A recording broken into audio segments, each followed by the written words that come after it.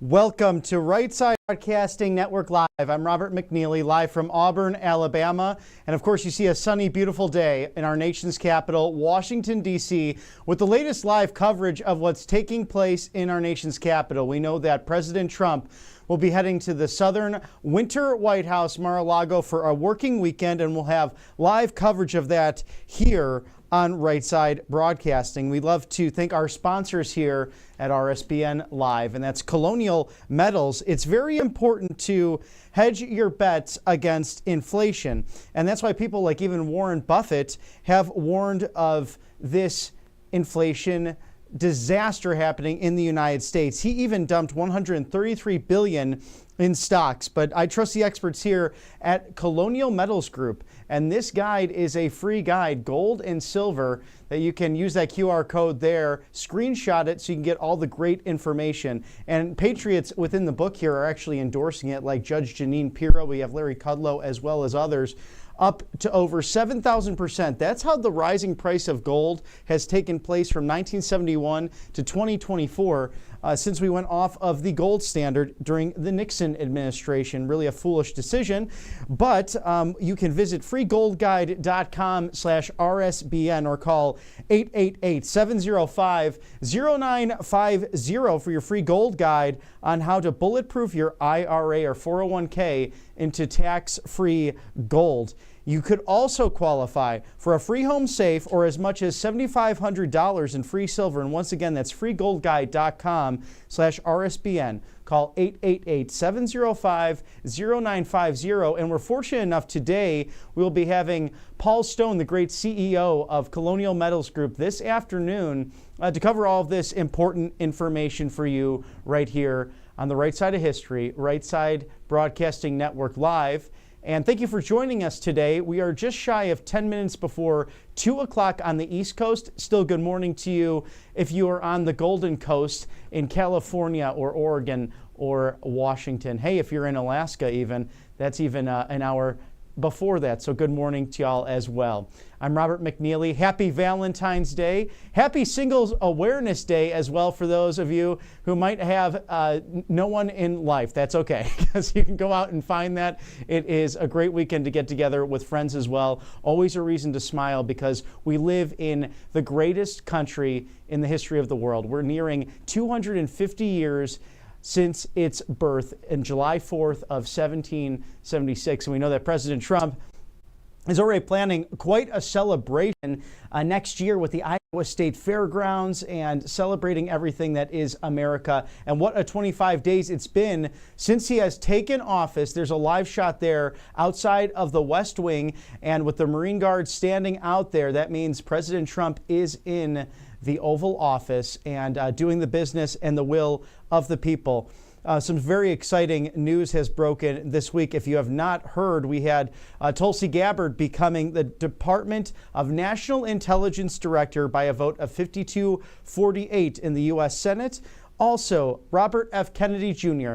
becoming the Secretary of the Health and Human Services, and that department badly needing great reforms, especially when it comes to finding an end to the chronic illness happening not only in our children, but across the United States. 60% or more of Americans have a chronic illness, and Bobby Kennedy has devoted his life to this: clean energy, clean air, clean water, and getting toxins out of food, and making sure Big Pharma stays out of the business of health, and our insurance companies as well. I mean, they really worked hard to stop his nomination process.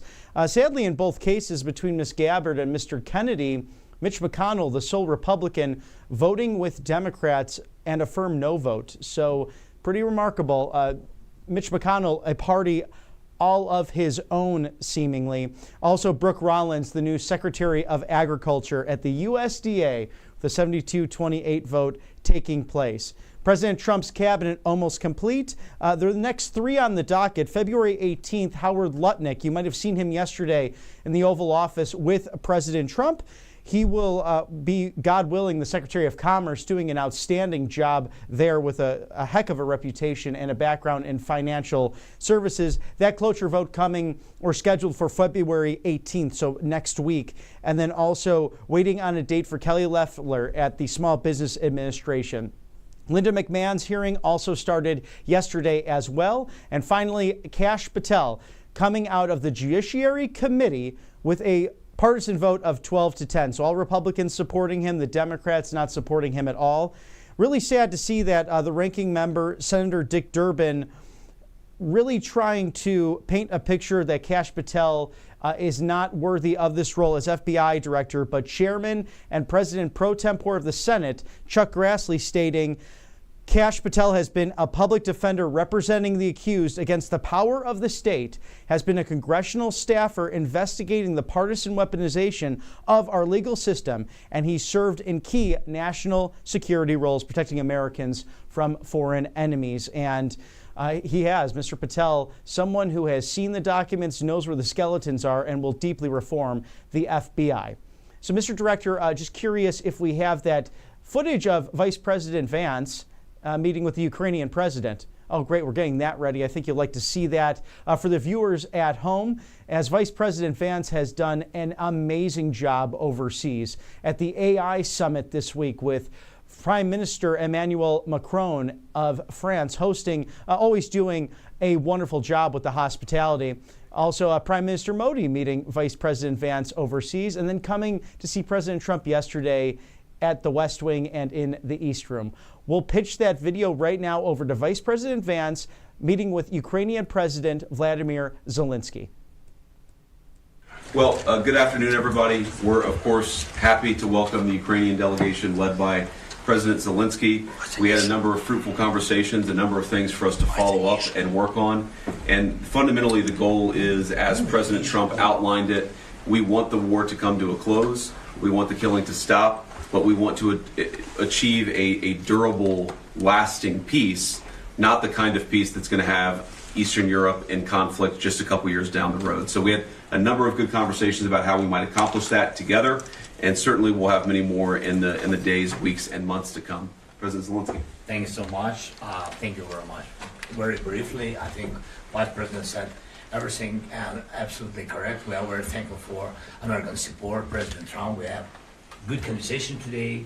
Our first meeting, not last, I'm sure, and really what we need to speak more, to work more, and to prepare the plan how to stop Putin and finish the war. We want peace very much, but we need real security guarantees, and we will continue our meetings and our work, and we will be very happy to see General Kalak also in Ukraine and this closest time. Thank you, Vice President, for meeting. Thank you, colleagues. Thank you so much. Great. Thank you all. Take care, guys. How does this move forward if Ukraine is not ready to come to the table with Putin? If Ukraine is not ready to speak with Putin at the table, how do you move forward? Will you still negotiate? Well, look, I think the way that this conversation moves us forward is, first of all, you have great members of the Ukrainian delegation. You have our incredible Secretary of State, Marco Rubio, here. We have General Kellogg. It's important for us to get together and start to have the conversations that are going to be necessary to bring this thing to a close. That's all I'm going to say for now, because I want to preserve the optionality here from the negotiators and our respective teams to bring this thing to a responsible close. Thank you all and have a good night. What is the timeline for this deal?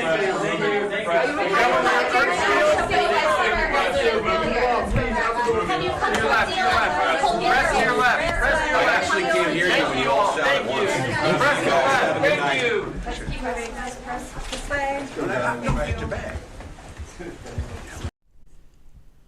And what a relief to have patriots and true warriors. You know, it takes a lot of effort, as President Kennedy once said, to fight for peace, to struggle for peace, to dialogue for peace.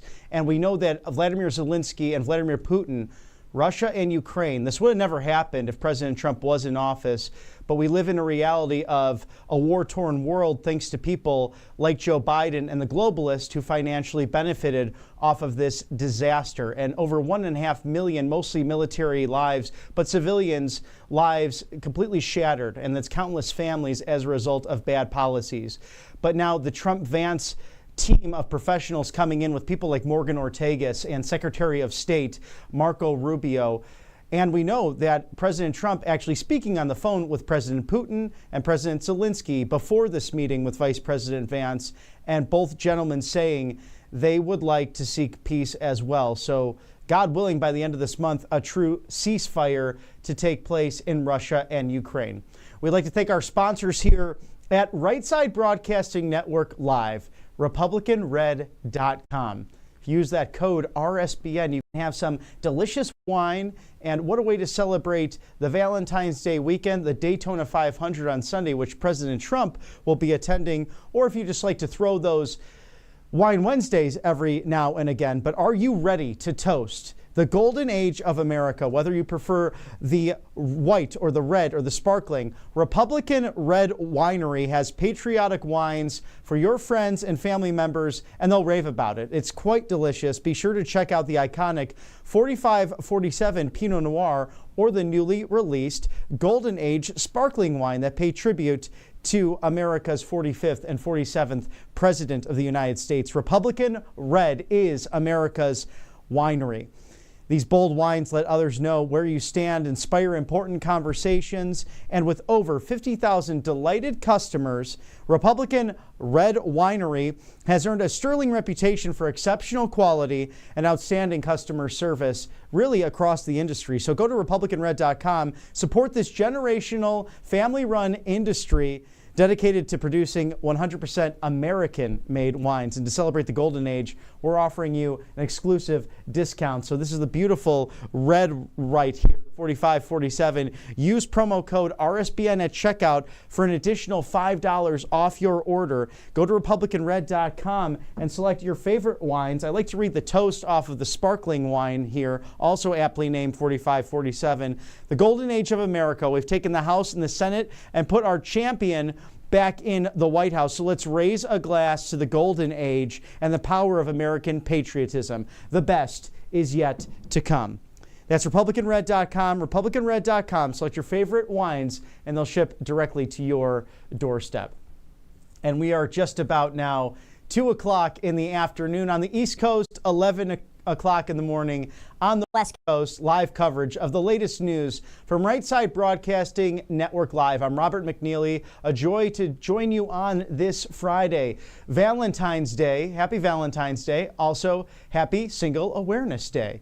It's wonderful. It's a beautiful day down here in the South, and a beautiful day clearly in our nation's capital. That snow has melted, and so has the globalist agenda. It's come to an end. It is a new dawn, a new day, a golden era in the United States. If you caught any of the magnificent coverage this morning with my colleague Matthew Alvarez, he went out to the Gulf of America live in Destin, Florida with Ashley Brassfield, who will be joining me and Christina Loren at CPAC next week. So we hope you have your tickets. We hope you can join us. If not, we'll be live from there, and Matthew will be here in studio in Auburn, Alabama, and we'll be covering every aspect of that outstanding grassroots conference. But don't worry if you missed Ashley and Matthew earlier. We'll be going back to Ashley live in Destin, Florida within the hour here, or even within the next hour. So you see that EarthCam shot live there of the Gulf of America. It's official. President Trump flying over the Gulf on Sunday to attend the Super Bowl. So that was from Palm Beach International outside of Mar-a-Lago and to the Big Easy in New Orleans for that legendary game. And today the Philadelphia Eagles celebrating with a parade throughout the city of brotherly love and a well-deserved championship. Man, did they just put down the Chiefs in every way, shape, or form. They outgunned them. They stopped their incredible offense with an incredible defensive performance, but also Jalen Hurts, the MVP of the game, throwing for over 200 yards, also a couple of touchdowns. a remarkable game, a remarkable celebration. Congratulations to the Philadelphia Eagles and also the Kansas City Chiefs on just remarkable seasons. But the season of politics continues in this battle for the heart and soul of America. And you see live there as we are in Auburn, Alabama, the friendliest village on the plains. And of course, the federal city, Washington, D.C., aptly named after our first commander-in-chief, General George Washington, with his monument in the background, a city we deeply love, and we are excited to be back there after our wall-to-wall inauguration coverage. If you caught any of that, we'll be headed right back there to the swamp, but just south of it in National Harbor, Maryland, to bring you CPAC next week. And there has been just an incredible amount of news this week with the administration, the first international trip for Vice President J.D. Vance. If you caught him after the AI summit in Paris, France, he addressed the Munich Security Council this morning to many other European leaders. And what an outstanding speech that was, talking about the birthright of democracy, allowing people to have choices, and really lecturing those leaders that they should listen to their residents and their citizens in regards to illegal migration, in regards to allowing freedom of speech and Western civilization to flourish. And Germany, as we know, does have some speech laws, as do other European nations, including everything that's happening in the UK right now. Our friend Nigel Farage fighting hard to make those populist differences in the United Kingdom. But Vice President Vance not lecturing, but strongly encouraging those to adhere to and celebrate the First Amendment and to listen to their citizens, because that is the birthright of Western democracy. They're live. A shot of Air Force One. Well, actually, technically, it's not Air Force One. President Trump steps on board. That official call sign goes into the record books. So right now, that plane of the Air Force staff right there waiting for President Trump as he will depart from Joint Base Andrews to visit the southern winter White House, Mar-a-Lago, which he has done the last few weekends to do working weekends, but also to enjoy some golf. He hit some golf balls actually last week with Tiger Woods before enjoying the Super Bowl in New Orleans. We'd like to thank our sponsors here at Right Side Broadcasting Live, Tax Network USA. I hate to remind you, but 2 months from now, April 15th, almost to the day, that is that pesky tax collection day, a favorite day of the far left Democrats in Washington, D.C. So go to tnusa.com/RSBN. Settle your back taxes now. Protect yourself from the IRS. Call that number right there, 800-357-1415. Protect yourself from a bloated bureaucracy, 80,000 plus new agents during the Biden years.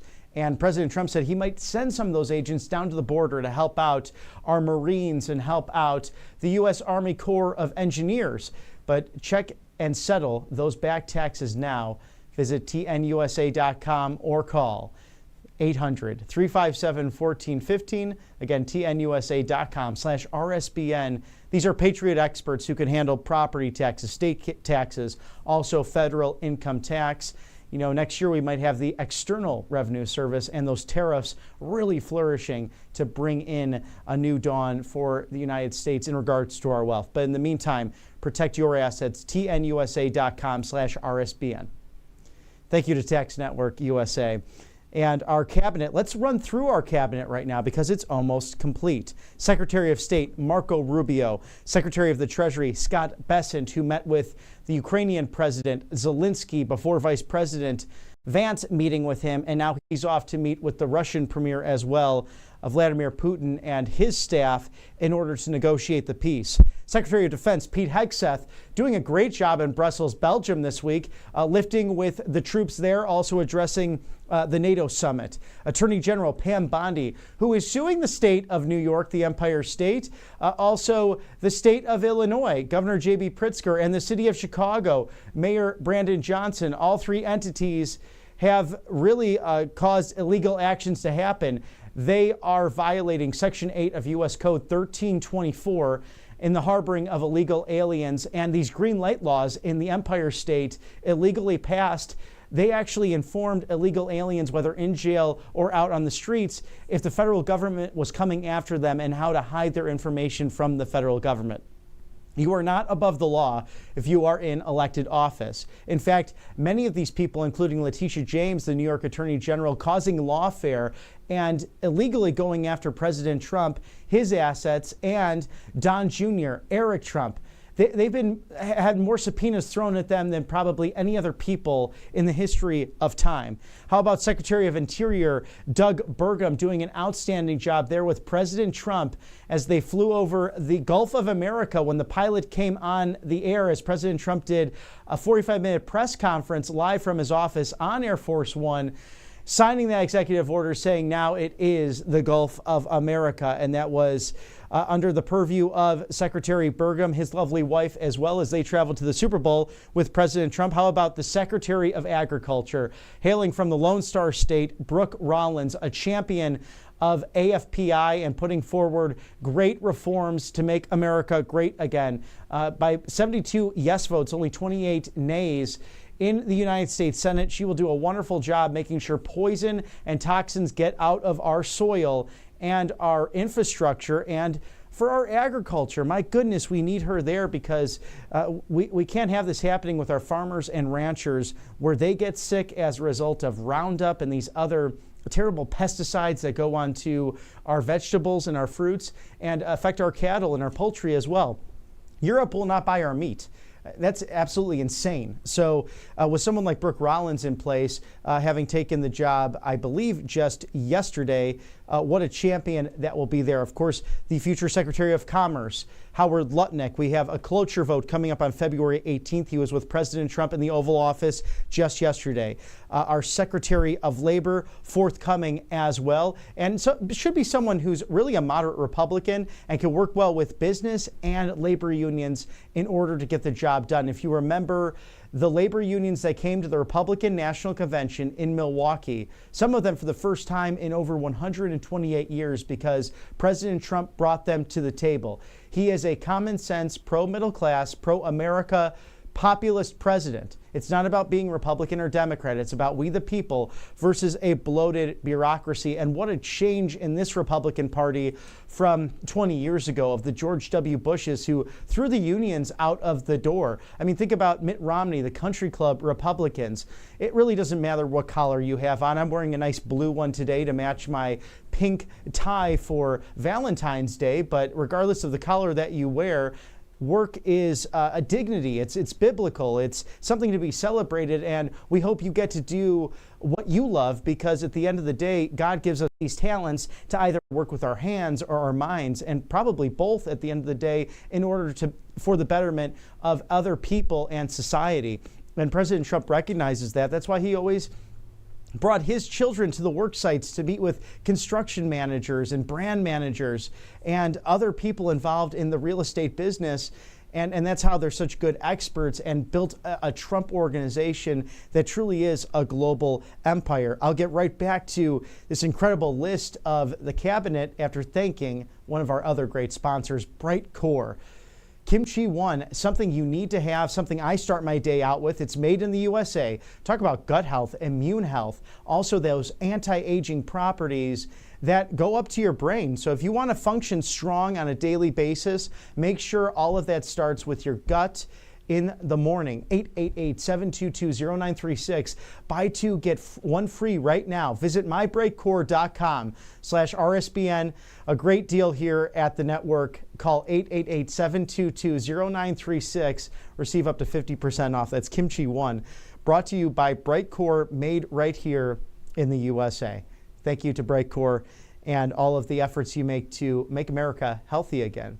Speaking of Maha, yesterday, what a wonderful ceremony that was.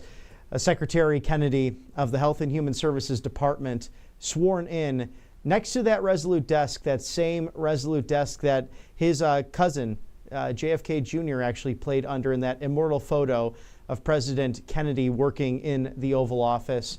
And he was flanked with his lovely wife and wonderful children, a Kennedy family that was somewhat rejected by cousins and the recent clan of Kennedys who have, sadly become globalists in their own right, but President Kennedy seeking to live up to the legacy of his uncle and his father, and doing it in glowing terms, to fight for the middle class, to fight for clean air and clean water, and to get the poisons out of our breakfast cereals, and to get rid of things like red dye 3, which the FDA banned before even President Trump took office. There's a 2-year period now to get that out of medications and our foods, especially our cereals. He wants to find why chronic illnesses are attacking our children, why 60% of Americans are living with some form of chronic illness. He called out the crazy senator from Vermont, Bernie Sanders, and all of the money he makes from Big Pharma in different donations. And that really scared Bernie Sanders, and rightfully so, because it was the pharmaceutical industry that tried to stop this nomination. But Secretary Kennedy, we can call him that now, as he was sworn in by Supreme Court Associate Justice Gorsuch, and flanked with great representatives such as Marjorie Taylor Greene of Georgia, Buddy Carter as well from the great state of Georgia, the Peach State, and Ron Johnson of Wisconsin, and Senator Rand Paul of Kentucky. Liberty-minded people who fought so hard to get this nomination across the finish line. How about Scott Turner at the Housing and Urban Development? Also a great alumni as well of the University of Illinois at Urbana-Champaign, the institution I like to call the Harvard of the Midwest. But if you remember the 1994 Liberty Bowl, Mr. Turner was on that team as they went to a monumental victory. He went on to play in the NFL for great teams such as the San Diego Chargers, now in Los Angeles.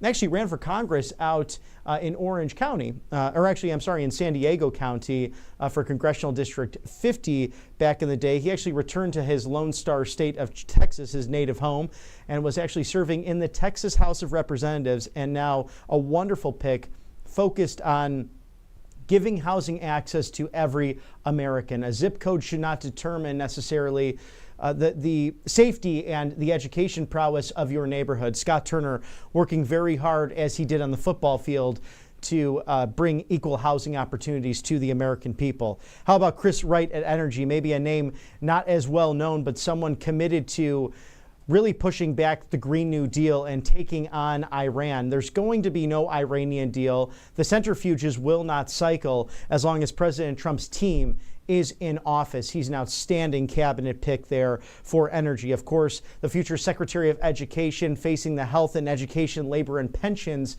Committee, that is Linda McMahon. And if you smell what Linda McMahon is cooking, you know that those WWE days, and The Rock being one of the most famous legends there, who has gone to do such good for the American people. Someone interested in politics himself, but her son-in-law, the great Paul Levesque, he's actually known as Triple H. His stage name, married Stephanie McMahon, her daughter. They were there yesterday with Linda's son, Shane, as well. So a family mission to get her as the Secretary of Education. They want to end the Department of Education, send it back to the states, send it back to localities, because she testified yesterday that the best way to solve our education woes in this country, and mind you too, in the developed world, we rank normally 40 or 41 on a scale of the developed countries when it comes to modern education.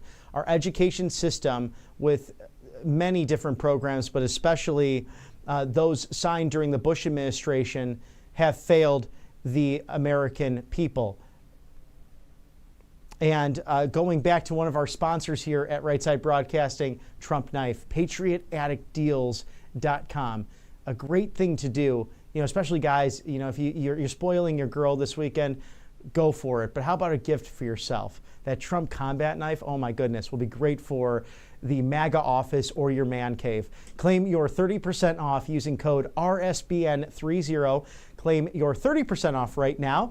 Go to that Trump knife with the QR code right there, limited edition, and please heed my call. I have purchased some great items from this website. They will disappear. There's only a limited amount of items. So please get your limited edition Trump combat knife. Claim that 30% off using RSBN30 right now at checkout. PatriotAddictDeals.com, or that QR code right there on your screen. Trump Combat Knife, 30% off. Get it today for those Trump lovers at home. And let me tell you, Secretary of Veterans Affairs Doug Collins, this is a champion. He was a proud congressman of the Peach State of Georgia, ran for the U.S. Senate at one point. I was in a room with him helping consult some fellow people that ran for office with me for the State House and State Senate in my Georgia days, and a good man who deeply cares. He has ordered that the LGBTQ flags will no longer fly at the VA offices, rather the American flag and the prisoner of war missing in action flags, which you see at the top of the White House on the split screen there. Those will fly over the VA offices. No more woke nonsense relating to our veterans affairs. It is caring about those who have given the last full measure of devotion and those who have been harmed in battle. I mean, there's the invisible wars and scars from the battles that are done overseas and even domestically against all enemies. And these men and women who put on that uniform deeply love this country, and Doug Collins is one of them, including people like Tulsi Gabbard as well, who put on that uniform, sworn in this week to be the Director of National Intelligence as well. How about Kristi Noem over at Homeland Security, who's gone on the ICE raids with the NYPD, ICE agents, and Border Patrol in New York City, getting the worst of the worst out of these crime syndicates, now foreign terrorist organizations designated thanks to President Trump, whether that be the cartels on the border or MS-13 or Tren de Aragua.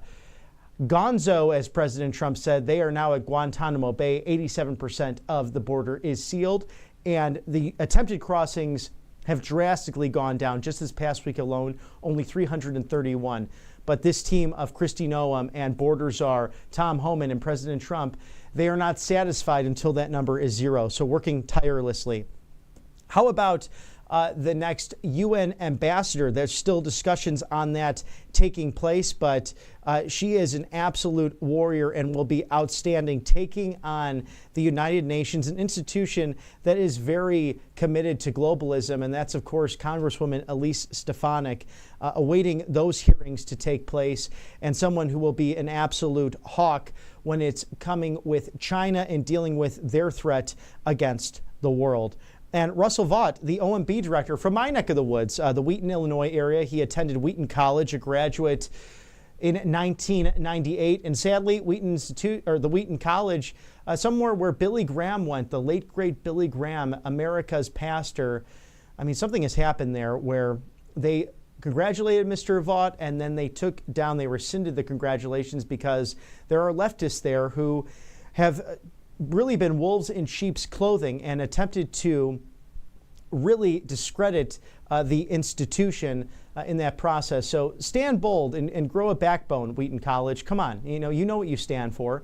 You stand for American liberty. You stand for Judeo-Christian values. So get back to that, please, because Mr. Vought is one of your finest alum. How about John Ratcliffe as a CIA director, someone who, again, with President Trump in that first term, pulled that curtain back so you could see transparency for the American people, and our EPA Administrator, Lee Zeldin, who has hit the ground running, who has been there with our Transportation Secretary, Sean Duffy, as well on the ground in Western North Carolina with Senators Budd and Tillis, to again assess the damage. President Trump had visited a couple of weeks ago as well in order to find out where FEMA stands right now, how it should be used, how it should not be used.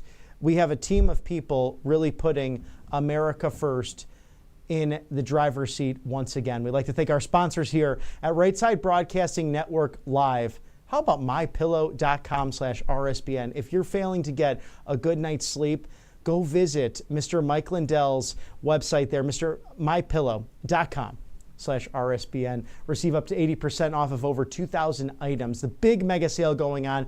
How about the My Cross for 30% off, or My Towels, a 6-pack for $29.98. Those flannel sheets, so comfortable, $44.98, a huge deal.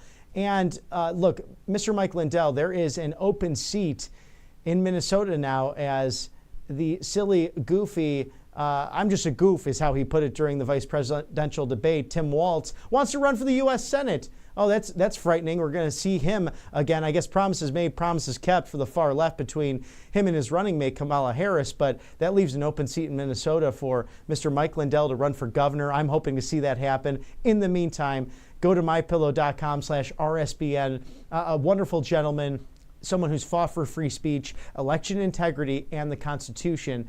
A great mega sale, the master marketer himself, Mr. Mike Lindell. Please visit mypillow.com/RSBN. You know, and I love those, the pillows and the My Coffee. The slippers are great. Those Giza sheets, wow, those are so comfortable. Some of the best you can find out there.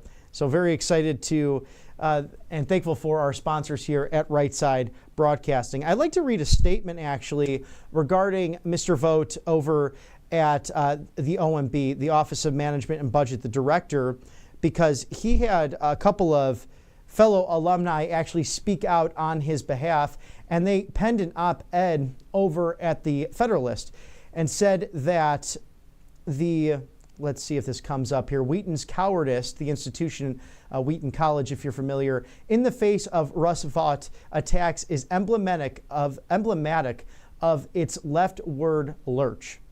And this is on February 7th, our alma mater, Wheaton College, issued a Facebook post congratulating Russell Vought on his recent Senate confirmation as director of the White House Office of Management and Budget.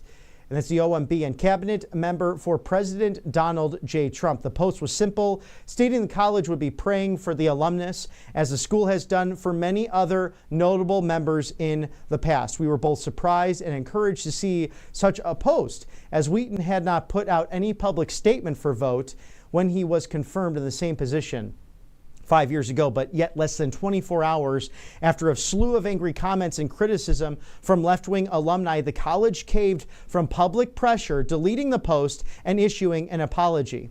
And they go into Russell Vought, his successes graduating from Wheaton in 1998 and getting a JD from George Washington University Law School. He spent his career in public service. While doing so, he's boldly stood for biblical values such as the sanctity of life and marriage, even when it was unpopular, and remained a church-going believer. These stands have not come without a cost, and ironically was one in the defense of Wheaton. So they go into a number of positions he's had on abortion and other things where he stood up for Wheaton College, and even 2 weeks ago, the Voice for Life, honoring those marching for life in Washington, D.C., and the other slew of biblical values that have been under attack by far-left progressives really for the last, I would say, even half century. But as two Wheaton alumni, these people writing here and followers of Christ, we are appalled by the school's retraction and call on Wheaton not to be swayed by the tides of popularity, but to stand firm in our faith and support alumni who do the same. While Wheaton defended its reason for retracting the post as an effort to avoid politics caving to the mob, it's exactly what made it political. So going on, these two alumni saying we are confident that Vought's faith in Jesus will shape his continued service in our country as it always has. We will be praying for him as he uses his role to do what is right and just, no doubt facing more personal attacks for speaking the truth and living it courageously. We hope Wheaton does the same.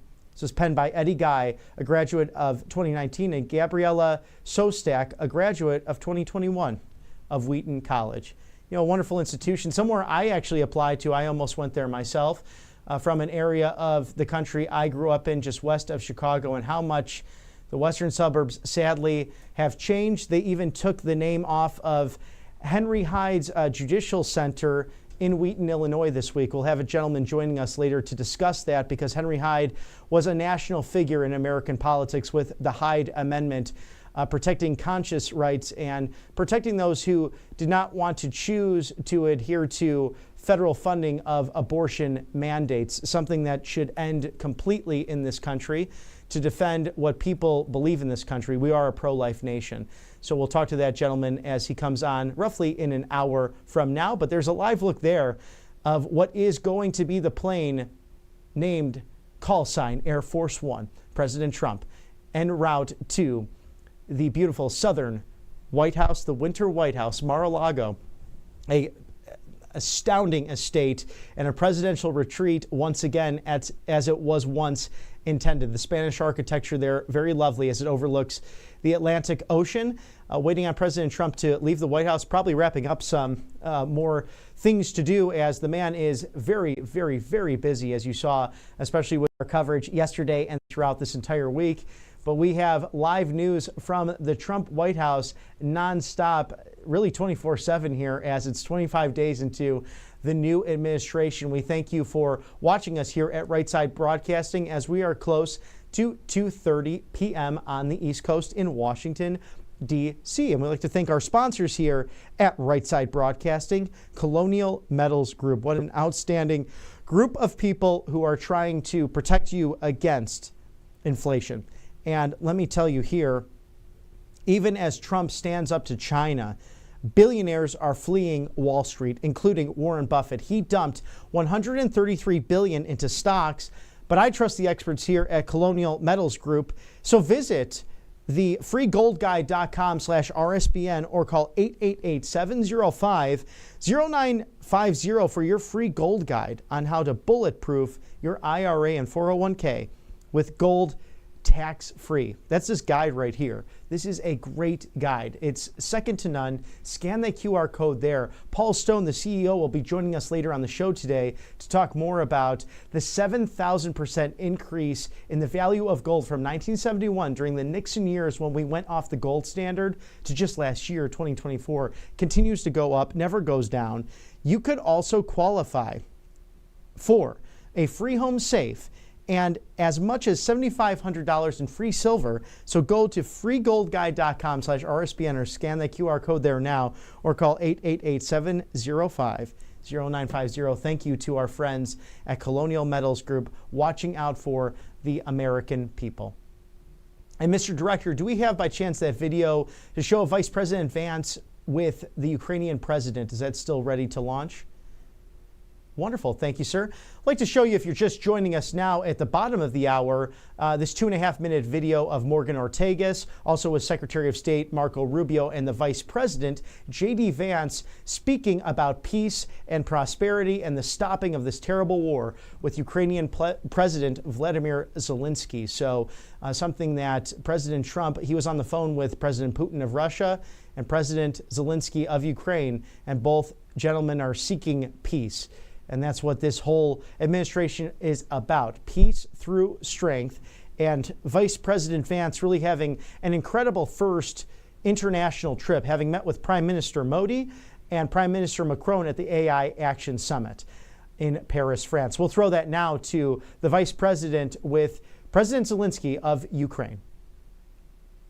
Well, good afternoon, everybody. We're, of course, happy to welcome the Ukrainian delegation led by President Zelensky. We had a number of fruitful conversations, a number of things for us to follow up and work on. And fundamentally, the goal is, as President Trump outlined it, we want the war to come to a close. We want the killing to stop, but we want to achieve a durable, lasting peace, not the kind of peace that's going to have Eastern Europe in conflict just a couple years down the road. So we had a number of good conversations about how we might accomplish that together.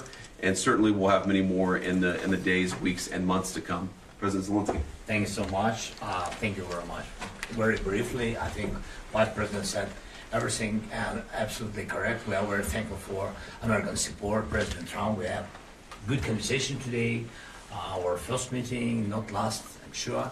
And really what we need to speak more, to work more, and to prepare the plan how to stop Putin and finish the war. We want peace very much, but we need real security guarantees, and we will continue our meetings and our work, and we will be very happy to see General Kalak also in Ukraine and this closest time. Thank you, Vice President, for meeting. Thank you, colleagues. Thank you so much. Great. Thank you all. Mr. Vice Take care, President, guys. how does this move forward if Ukraine is not ready to come to the table with Putin? If Ukraine is not ready to speak with Putin at the table, how do you move forward? Will you still negotiate? Well, look, I think the way that this conversation moves us forward is, first of all, you have great members of the Ukrainian delegation. You have our incredible Secretary of State, Marco Rubio, here. We have General Kellogg. it's important for us to get together and start to have the conversations that are going to be necessary to bring this thing to a close. That's all I'm going to say for now, because I want to preserve the optionality here from the negotiators and our respective teams to bring this thing to a responsible close. Thank you all, and have a What good is night. the timeline for this deal?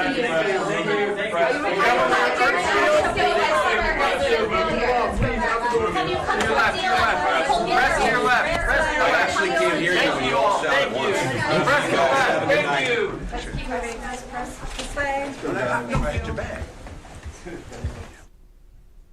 And exciting developments there with Vice President Vance and President Zelensky of the Ukraine. And 1.5 million people have died because of this conflict. And it's coming to an end, thank God. Many of them being soldiers. I mean, even the Russian soldiers were digging trenches just outside of Chernobyl, and many have died or are sickened from the radiation poisoning from that explosion years and years ago. That's still how potent the half-life is on the radiation there. So this has been an atrocity for that region of the world, and it was perpetuated by globalists like Joe Biden. So this is now peace through strength. This is common sense, and you have a real team in there of great people like Morgan Ortagus and Secretary of State Marco Rubio. And I could say it right here.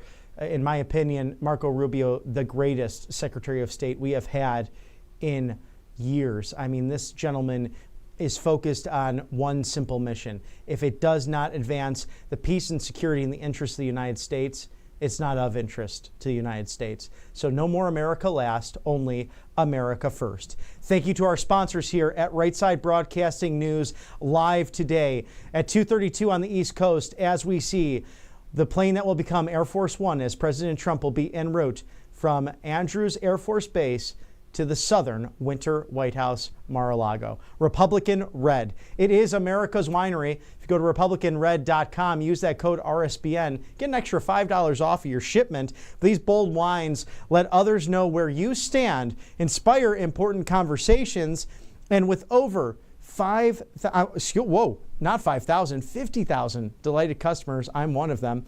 Republican Red Winery has earned a sterling reputation for exceptional quality and outstanding customer service, and they dominate the industry. And what's great about them, a portion of your proceeds go to conservative and Republican outlets. So thank you for supporting republicanred.com. This generational family-run business dedicated to producing 100% of American-made wines. To celebrate the golden age, we are offering this exclusive discount. Use code RSBN for an additional $5 off your order. Go to republicanred.com and select your favorite wines that ship directly to your doorstep. It's republicanred.com. And here is the red blend. And it is stated on the back that there are many shades of red, and this gives voice now to the silent majority. How about a sparkling option that toasts the golden age of America? We've taken the House and the Senate and put our champion back in the White House. Let's raise a glass to this new American moment, this power of American patriotism. The best is yet to come, all in caps, and that's so very true as we hope to get you celebrating this weekend, whether that's with wine or whether that's with another beverage of your choice. Gentlemen, I hope you made reservations because today is Valentine's Day and that you can celebrate with your significant other all weekend long as we look forward to President Trump not only having a working weekend at Mar-a-Lago, but also attending or planning to attend the Daytona 500, the great American race. And we will see him perhaps at the top with all those stock cars leading the marshal around the track in the Beast, the limo that he takes as he has once done in the past. And what an amazing, wonderful American moment that will be, like last Sunday when John Baptiste did such a resounding anthem with the jazz highlighting on the keys with his beautiful voice, and the camera panned over to President Trump as he was standing and saluting the American flag and the Caesars Superdome just roaring in excitement to see their 47th commander-in-chief. There is no doubt he's the people's president and someone who's enjoying a vast amount of support from across the country.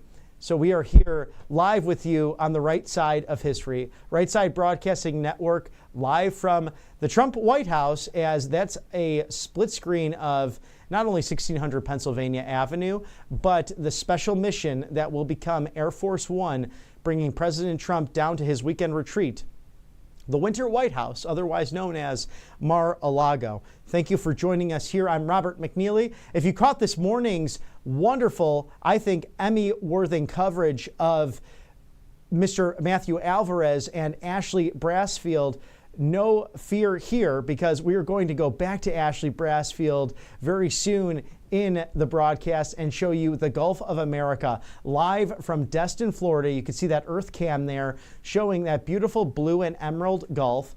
And President Trump signing that executive order just last Sunday when he was en route from Palm Beach to New Orleans, Louisiana for Super Bowl 59. And the pilot coming over the loudspeaker saying, "Mr. President, we are in international waters," going over the first trip, Air Force One over the Gulf of America, signing that executive order with Secretary Burgum, Secretary of the Interior, by his side, who will oversee that transition, which now Google Maps, I think other map groups and other things are now recognizing that. And it only makes sense because in the first place, why was it the Gulf of Mexico? Because it's only representing one country.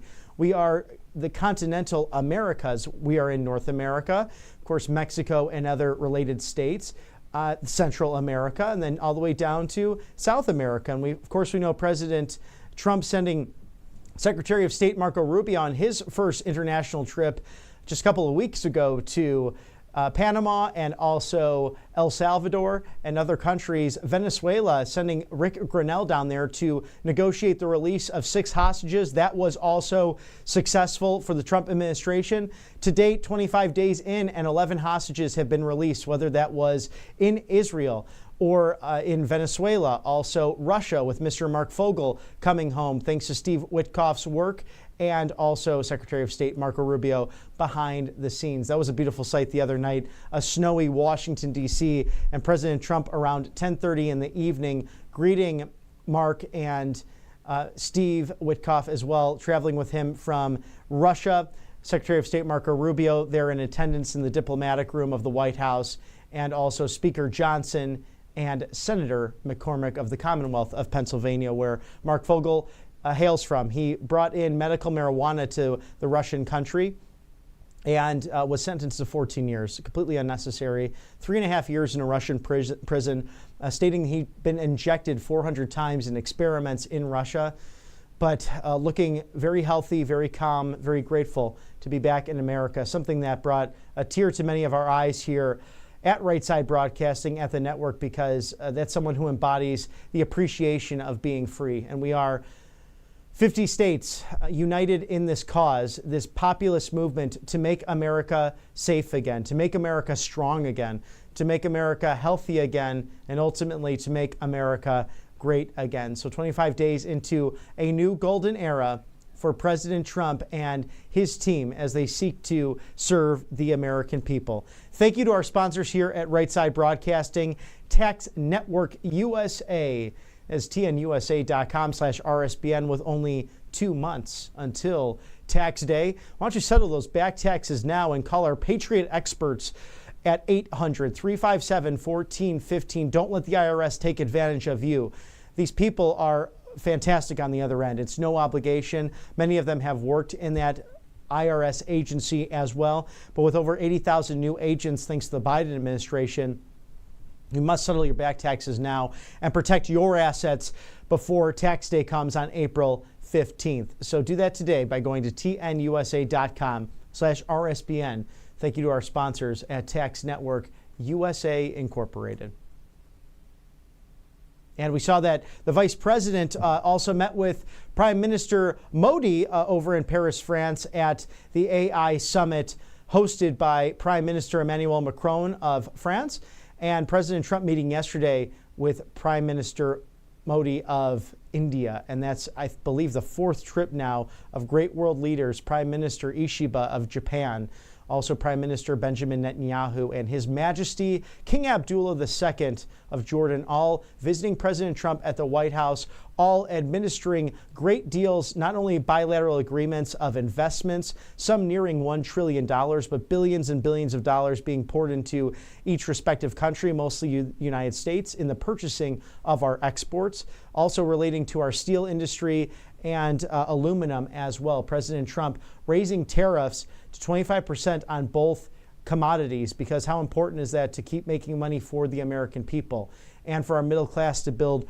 right here in America. And also a surprise announcement by His Majesty King Abdullah II, a warrior king in his own right, someone who flies fighter missions on behalf of his country to strike at ISIS, did so during the Obama years, has pledged to take 2,000 medically sick children from the Palestinian territory of Gaza. And thank God for that, because it has been demolished. And the Israelis and President Trump committed to rebuilding the area. Some of the fake news you might have seen is that they're peddling this conspiracy theory that President Trump simply wants to build Trump Towers and golf courses. No, he does want to make it an appealing place. There's no question about that. But I'd like to remind people that President Trump is not in control of his company. He has signed those rights over to Don Jr. and Eric, who are running the company now, along with Ivanka Trump, his lovely daughter, who is very involved in the company as well. So President Trump did that long ago. In 2017, if you remember, he legally signed those assets over to them as the stakeholders and the people to run the company. And he said, if they do a bad job, I'm going to fire them, just like on The Apprentice, but they've done an extraordinary job. And again, these people who have been through so much lawfare, you look at what Letitia James did, how about Fani Willis in Atlanta, all being given the stand-down order by other judges and by boards because they failed to present really viable cases against the President of the United States, making up lies and devaluing their assets and their properties. Ultimately, President Trump being vindicated in all of that lawfare because he would fight against the globalist bureaucratic deep state that sought to attack a former and now the sitting president. Amazing to see what this man has been through, including assassination attempts. But as he says, never, ever quit. He's seen so many people throughout their careers, throughout their life, give up on what's been important.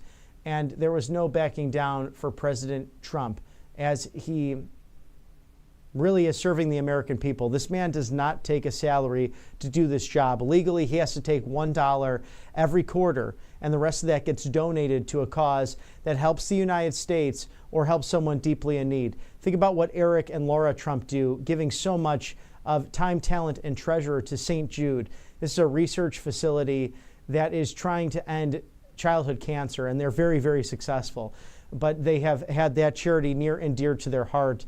These are the best of people. They are the best of America, and we are privileged to have an entire family seeking to serve to make this country great again. And we're proud here at the network to support such a mission and to bring you the real news and to hold everyone accountable. At the end of the day, this is your government, and we seek to give you unbridled access to the White House, to the Congress, and everything in between, and especially those stories out in the Beltway, outside of the Beltway. I like to call it real America, outside of Washington, D.C., and the bureaucratic establishment that likes to think they're in charge there, but their days are numbered, as we can see from this wonderful cabinet assembled by President Trump. And we will do just that here today, as we'll be talking to Paul Stone, the CEO of Colonial Metals Group.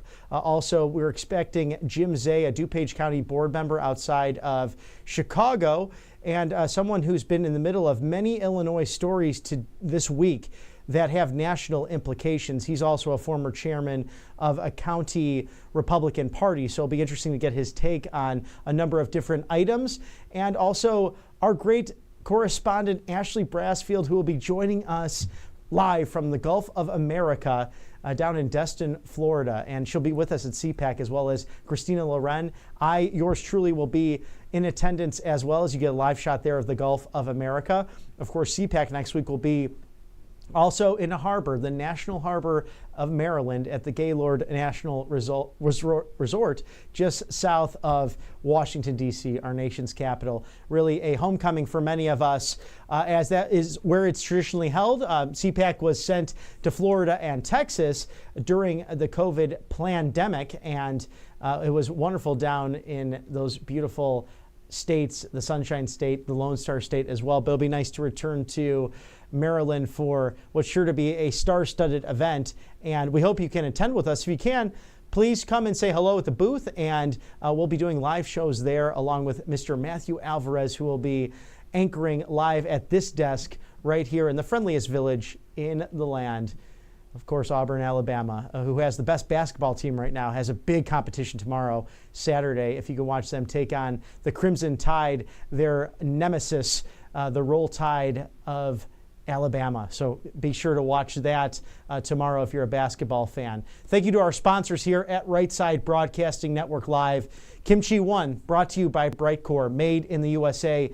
Everything about health, making America healthy again, along with the MAHA agenda led by Secretary of Health and Human Services Bobby Kennedy.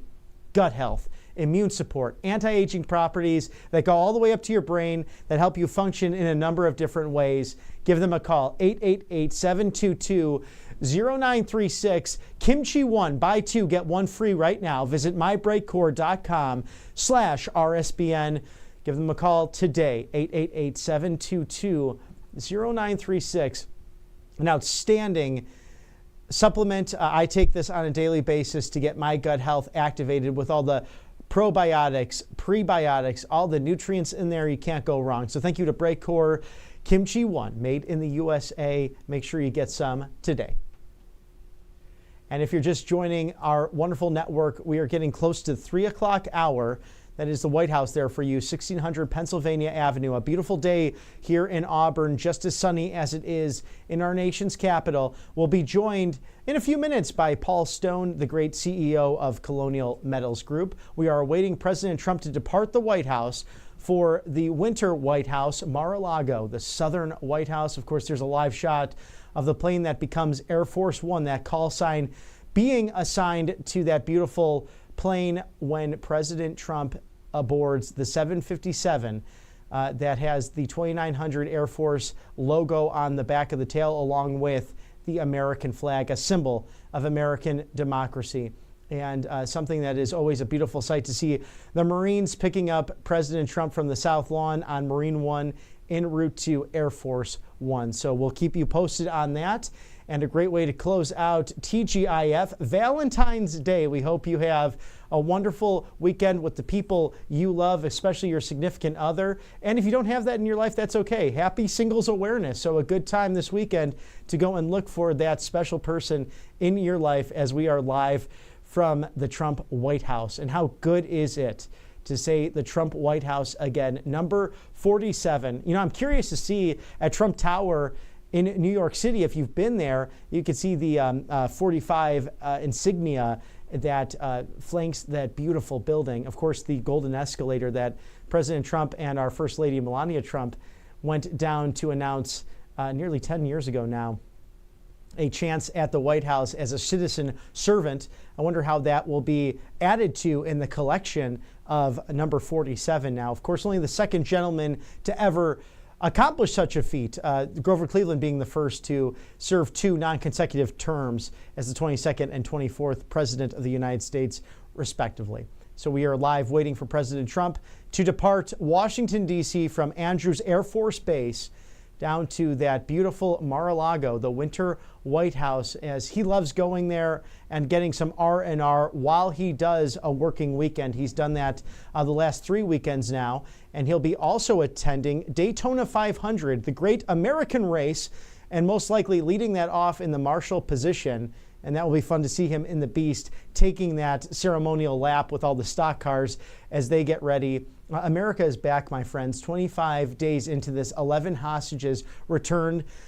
We are less than 24 hours away, though, until the deadline, noon Eastern. Hamas has been ordered by President Trump to release the hostages or there will be hell to pay. And I shared actually today with loved ones of my own. Have you seen Top Gun Maverick?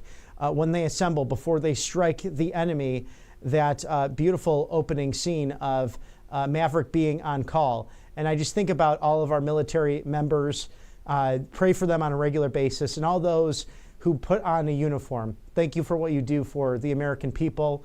It's been a joy to watch these last 3.5 weeks, almost 4 weeks now, of you being literally uncuffed from the last administration to do your jobs you love so much to protect the loved ones, not only in your life, but across this country. And whether that's wearing an Air Force uniform, as you can see there, as our beautiful military waits for their commander-in-chief, or you're at the Border Patrol with the Marines and the Army Corps of Engineers, or you've been joined by ICE and the raids there with Kristi Noem, the Secretary of Homeland Security, and Border Czar Tom Homan. God bless you. God bless your families. We are with you.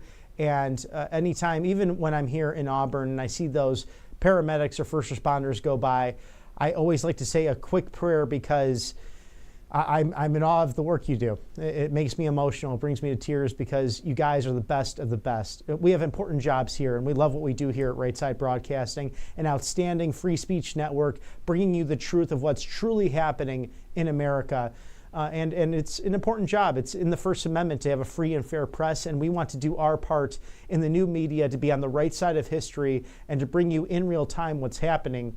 But you folks actually go into burning buildings and you resuscitate people, and it's an amazing calling. So thank you for doing what you do, as this is now February 14th, Valentine's Day 2025, 25 days into the new administration. And talk about those man caves at home or those great MAGA offices that you might be assembling. One of the amazing items from patriotaddictdeals.com that you need is that Trump knife. Why don't you get yours for 30% off now? Scan that QR code, claim the 30% off RSBN 30 Trump combat knife right now. Get your limited edition Trump knife out there for you. It's an amazing deal, and look at that intricate detail. I have some dear friends of mine actually sell knives, and they tease me that, why aren't you talking about our knives? And we're always looking for new sponsors, but this one is one of a kind here with the Trump emblem and the opportunity to claim that 30% off at checkout there. Just scan that QR code, nice and easy, patriotaddictdeals.com, and take my word for it as someone who shops that website. These are limited edition. Once they're gone for a while. And then, you might as well get ahead on your Christmas shopping a few months before that wonderful holiday. So celebrate that and have something that's a good go-to if you have to cut through those boxes or simply have a paperweight, or you just want to put it on display and mean business on your desk. That Trump combat knife for 30% off now. Scan the QR code there. Thank you for sponsoring us, patriotaddictdeals.com, a good friend of the Right Side Broadcasting Network, here live just before 3 o'clock on the East Coast in the afternoon. Washington, D.C. there, the White House for you. Clearly a beautiful day. The snow has melted. Looks like it's a bit warmer in our nation's capital than it was during the inauguration, and we hope it is next week. I have yet to check the forecast, but I'm sure I'll be asking Christina Loren, our resident meteorologist and wonderful co-host and correspondent.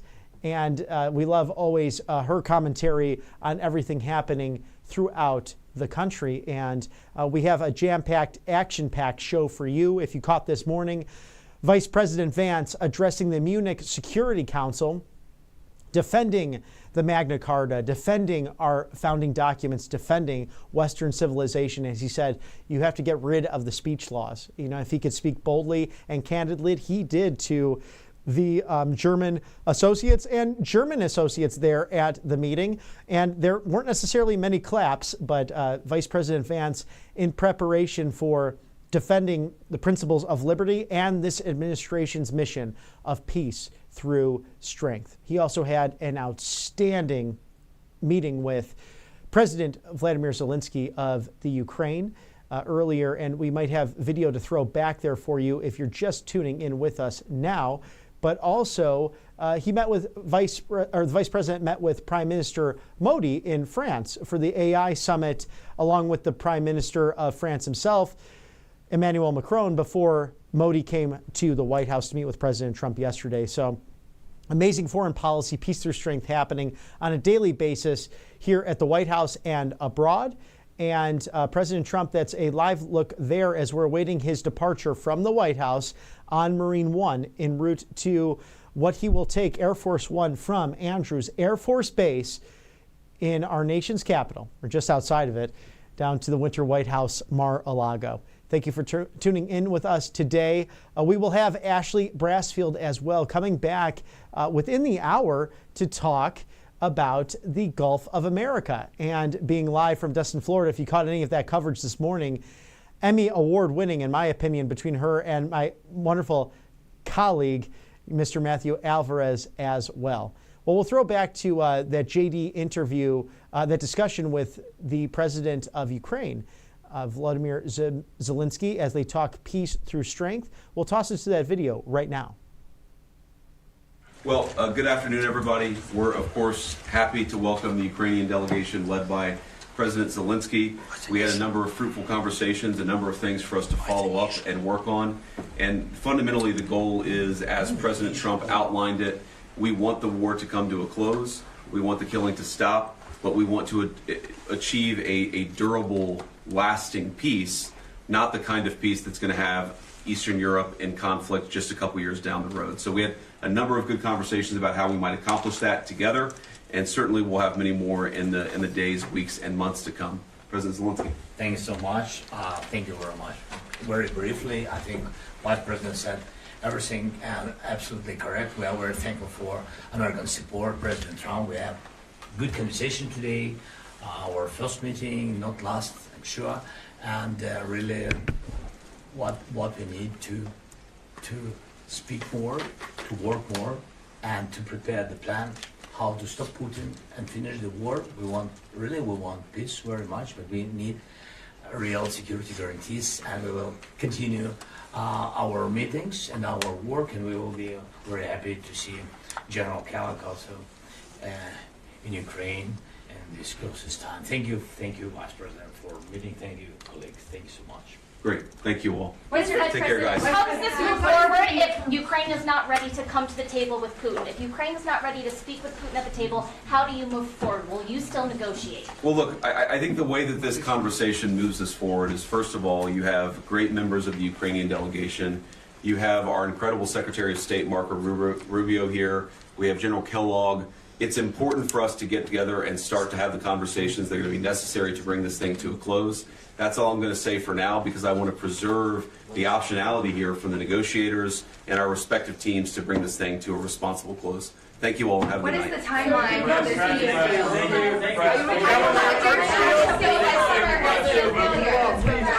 you come to a deal? Press to your left. Press to your I left.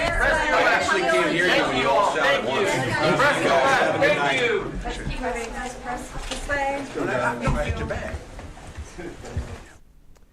Outstanding success for Vice President Vance and Morgan Ortagus also joining in that delegation.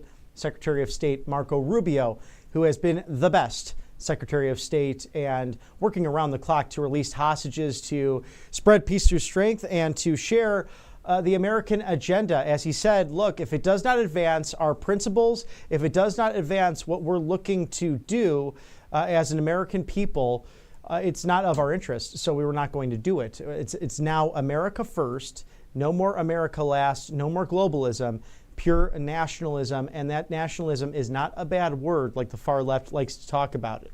It's about celebrating culture. It's celebrating the differences we all might have, but not making that the theme of the day.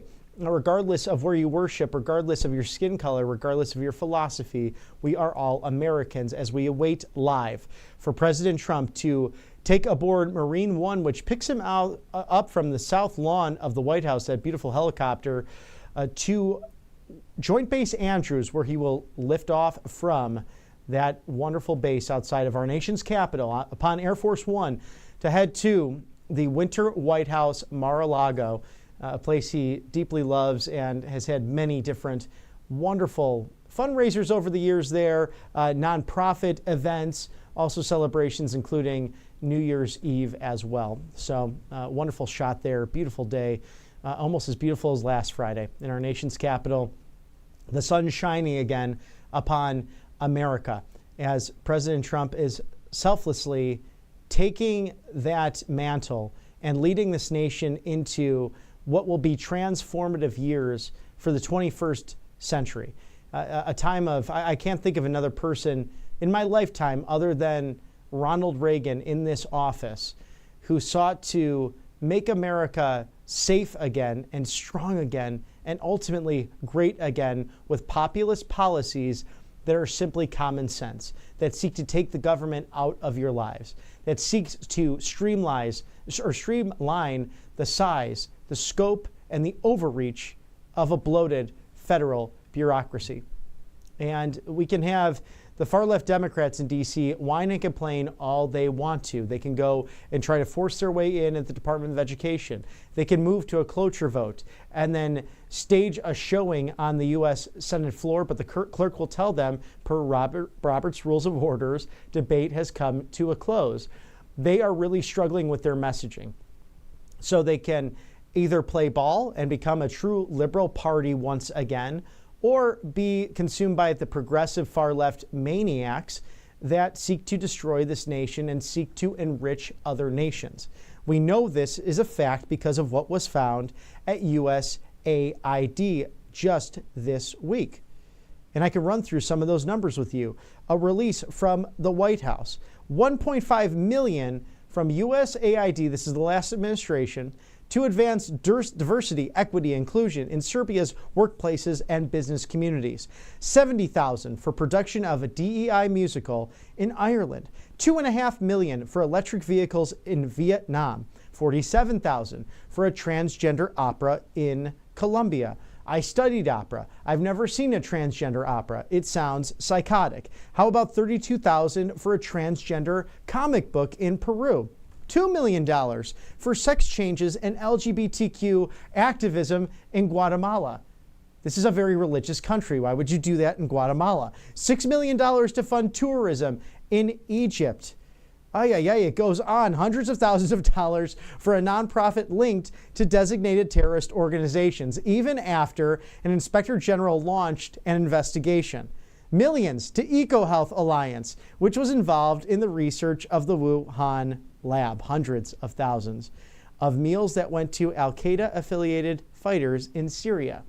Funding to print personalized contraceptive birth control devices in developing countries. Hundreds of millions of dollars to fund, this is my favorite, irrigation canals and farming equipment, and even fertilizer used to support the unprecedented poppy cultivation and heroin production in Afghanistan. We know that went to terrorist organizations like Al-Qaeda and the Taliban, who ultimately were not only responsible for genital mutilation against women, just horrible human atrocities against people who lived in that very sad nation, but also those responsible for 9/11. So think about that. USAID, which was started by President Kennedy in order to serve true global needs and refugees abroad, has just spiraled into special interests. And President Trump ending that, along with Elon Musk at Doge, who has been quite a patriot, also doing the job for nothing. But Secretary Kennedy also speaking on this yesterday in the Oval Office, that very eloquent speech, speaking on the fact that he asked God for 20 years, would pray on his knees, please bring me a way to end the chronic illness in this country. He said President Trump was brought to him by God in August of last year, and he spoke to the fact that his uncle, from that resolute desk he was standing next to, President JFK, starting USAID, and the deep state globalists getting a hold of it. So it's great to see an America First cabinet come together.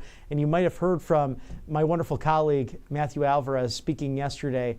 It's going to be such a great sight to see that cabinet fully confirmed together, roughly 3 or 4 more positions left to go.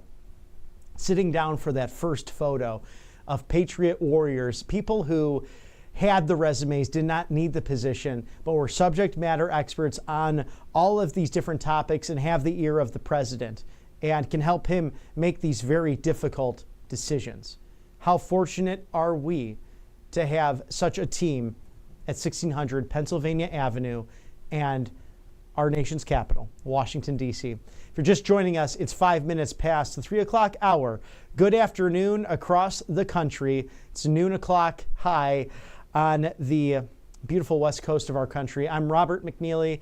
That's a live shot there for you of the plane that will become Air Force One, that beautiful call sign that designates the President of the United States in the sky as he travels from Joint Andrews Air Force Base in Maryland, outside of our nation's capital, to the Winter White House, Mar-a-Lago, in beautiful Palm Beach, That is Florida, the Sunshine State. And we'll be going live to the Sunshine State of Florida to meet up with Ashley Brassfield, our lovely correspondent, who was on this morning with Matthew Alvarez. They did some incredible coverage and great interviews of people who are snowbirding and enjoying their time on the beautiful Emerald Coast there of 30A, Destin, Florida, a lovely destination. And I'll talk more to Ashley about this because I had not known that she was actually, traveling there as a kid. I used to go down there to those beaches. I have family as well who continues to visit Destin on a fairly regular basis, and many friends who have enjoyed that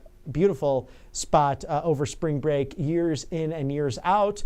So we look forward to a live shot there, as well as we're waiting on Paul Stone, the great CEO of Colonial Metals Group, to join our cast. And we'll be talking to, as well, someone from my neck of the woods, from just outside of Chicago, to talk on all of the things that have happened in Illinois this week. You might not have caught, but we read through the Federalist, a great op-ed by two graduates of Wheaton College, alumni, defending Russell Vogt, the OMB director who graduated there in 1998, his alma mater congratulating him and then retracting that information. So many amazing topics that really have national implications. We'll talk to Mr. Jim Zay about as well. So a packed afternoon as we wait for President Trump to leave Andrews Air Force Base just outside of our nation's capital in Maryland down to the southern winter White House for, I want him to get as much R&R as he can, but every weekend it's a working weekend. He's meeting with world leaders. He's meeting with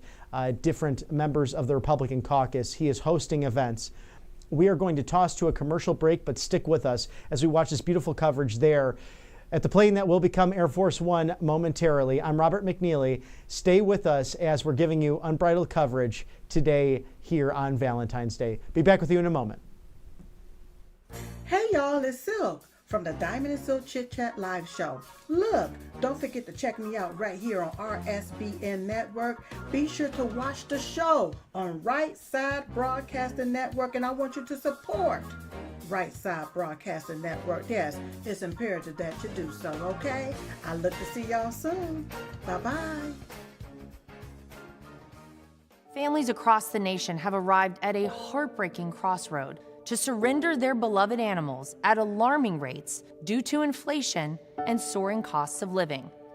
There are so many overcrowded shelters. So many dogs need a home, but it's all of us working together to solve this crisis. This fight requires both doers and dollars. Join us at Big Dog Ranch Rescue. Please sign up today. I'm excited to announce that we're having our first ever mega sale on overstock clearance and brand new products. For example, save over 50% on this season's flannel sheets. Queen size only $59.98. Kings only $69.98. They sell out fast every year, so order now. Save 20% on our brand new My Crosses. They're designed in the likeness of the one I've worn every day for over 20 years. They come in men's and women's, and they're made right here in the USA. Get our 2025 six-piece My Towel sets for only $29.98. Our initial quantities are extremely low, so get them now before they go. And our best-selling standard My Pillows, just $14.98. So go to mypillow.com or call the number on your screen. Use this promo code to take advantage of our first ever mega sale. But wait, remember that $75 free shipping rule? Well, that ship is sailed because right now, every order ships absolutely free. Welcome to Right Side Broadcasting Network, your trusted conservative news outlet. At RSBN, we deliver the truth when the mainstream media falls short. Since 2015, we've proudly broadcasted every single one of President Trump's iconic MAGA rallies, bringing you the excitement and energy live before anyone else. By watching RSBN, you get an unfiltered front row view of the action on the ground. We interview the crowds to give a voice to millions of Americans just like you.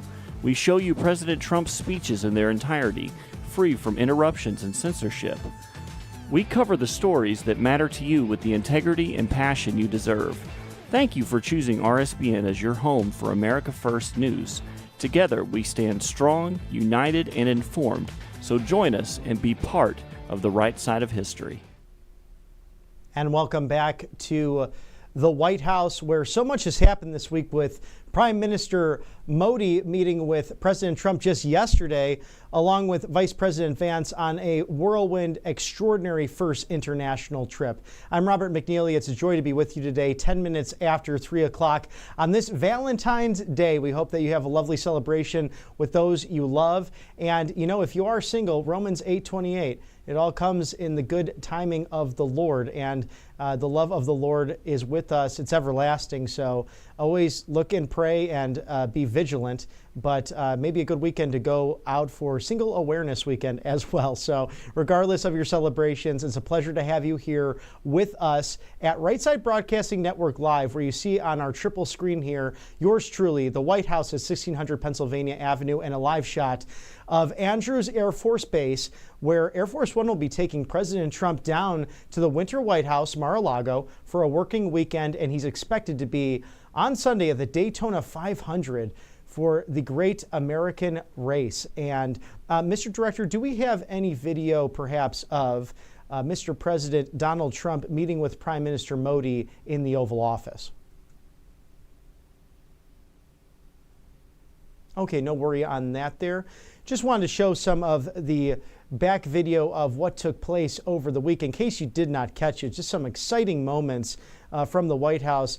Perhaps one of the other most goosebump moments, and I think long time coming moments, Secretary Kennedy, it's now official to have him as the Secretary of the Health and Human Services, flanked by his family, next to the Resolute desk where his uncle worked from, where his cousin John was with his father in the Oval Office. Just immortal memories of the Kennedy family. But this side of the family truly being the black sheep and truly living the legacy of his uncle JFK, his father RFK Sr., to fight for the middle class, to fight for health and well-being in this country. And he said for years he's prayed on his knees for 2 decades to fight the chronic illness epidemic in America.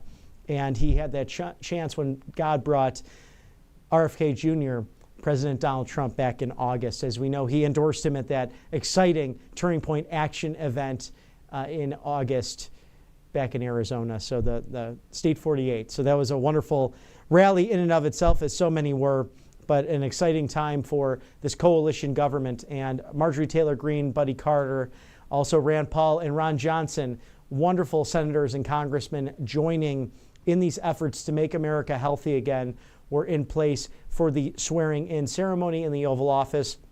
That was conducted, of course, by Neil Gorsuch, the Associate Justice of the Supreme Court, who happened to be a Trump appointee in the first administration. Now, we might be going live to some executive orders on playback as well. We know that President Trump is on a feverish pace to get everything done for the American people. And there is actually a live look there. It does look as if Marine One is approaching Joint Base Andrews. So we will go there live for a moment to catch some of that footage.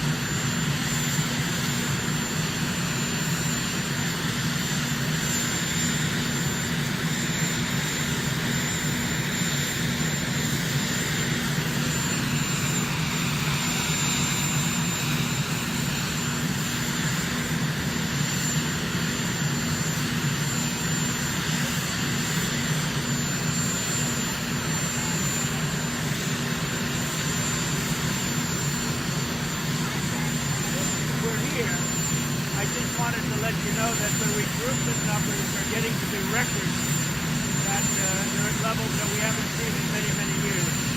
For the Army, the Navy, Air Force, Marines, the whole thing, the recruitment numbers you're probably hearing, they're at records, so we're really happy about that. Thank you. Thank you.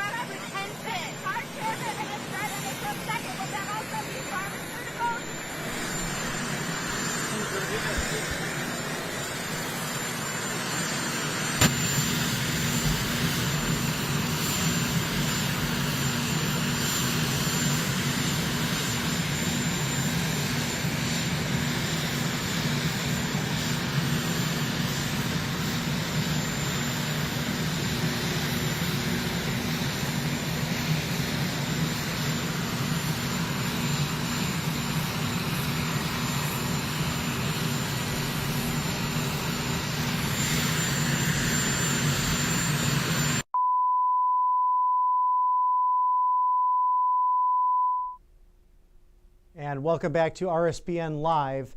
I'm Robert McNeely from Auburn, Alabama, the friendliest village on the plains. And there's a live shot now of Air Force One as President Trump just boarded the 757 en route from Andrews Air Force Base in Maryland, outside of our nation's capital, to the Winter White House, Mar-a-Lago, for a working weekend. And of course, on Sunday, he will be in attendance and likely leading as the marshal car and the head car, if you're not familiar with the great American race, the Daytona 500. So it'll be exciting to see him back on the track. He has done that before in his limo in the Beast, and it's an iconic American moment for all to celebrate, just as he celebrated as the first sitting U.S. president last week to attend a Super Bowl, Super Bowl 59, and as he was en route to New Orleans from Palm Beach International Airport aboard Air Force One. They went over the international waters now known as the Gulf of America, the pilot calling it over the speaker systems, and then President Trump signing that executive order. So very, very exciting times for America. 25 days into the new administration, and we will watch as President Trump departs for Mar-a-Lago. An exciting time, I'm sure, this weekend to get through a number of different things. We'll also have playback of the executive orders to show you that he recently signed in the White House. But this has been a massive amount of news this week, meeting with Prime Minister Modi, and of course Vice President Vance did that overseas in Paris for the AI summit. And then the Vice President this morning as well, having a Munich Security Conference meeting, speaking to them about the principles of free speech and the importance of listening to your citizens and preserving Western democracy and fighting against illegal immigration in your respective countries and continent, especially within Europe. So he did not mince words there, but did so peacefully and patriotically to counter parts overseas. So of course there you see Air Force One. President Trump is on board en route to the Winter White House, Mar-a-Lago. Very excited to see what he'll be doing this weekend in order to accomplish that MAGA agenda, a mandate that was put forth by the American people back in November of 2024. So just a few short months ago. As we're celebrating Valentine's Day this weekend, we hope that you're able to get together with friends and family and those you love and breathe that sigh of relief that at the top of the ticket and his second in command are building a government that is not only bipartisan, but is accountable to the American people. And we saw that he was taking some questions from press there. It was a little bit loud, so it wasn't as clear in my ear of what was necessarily discussed. I'm sure it was surrounding some of the earlier EOs that were signed, as well as Kash Patel getting out of the Judiciary Committee yesterday, a vote of 12-10, and Mr. Grassley, the president pro tempore and chairman of that Senate committee, so eloquent about what Kash had done. He has been a fighter, a public defender, representing the accused against the power of the state. He's been a congressional staffer investigating the partisan weaponization of our legal system, and he served in key national security roles protecting Americans from foreign enemies.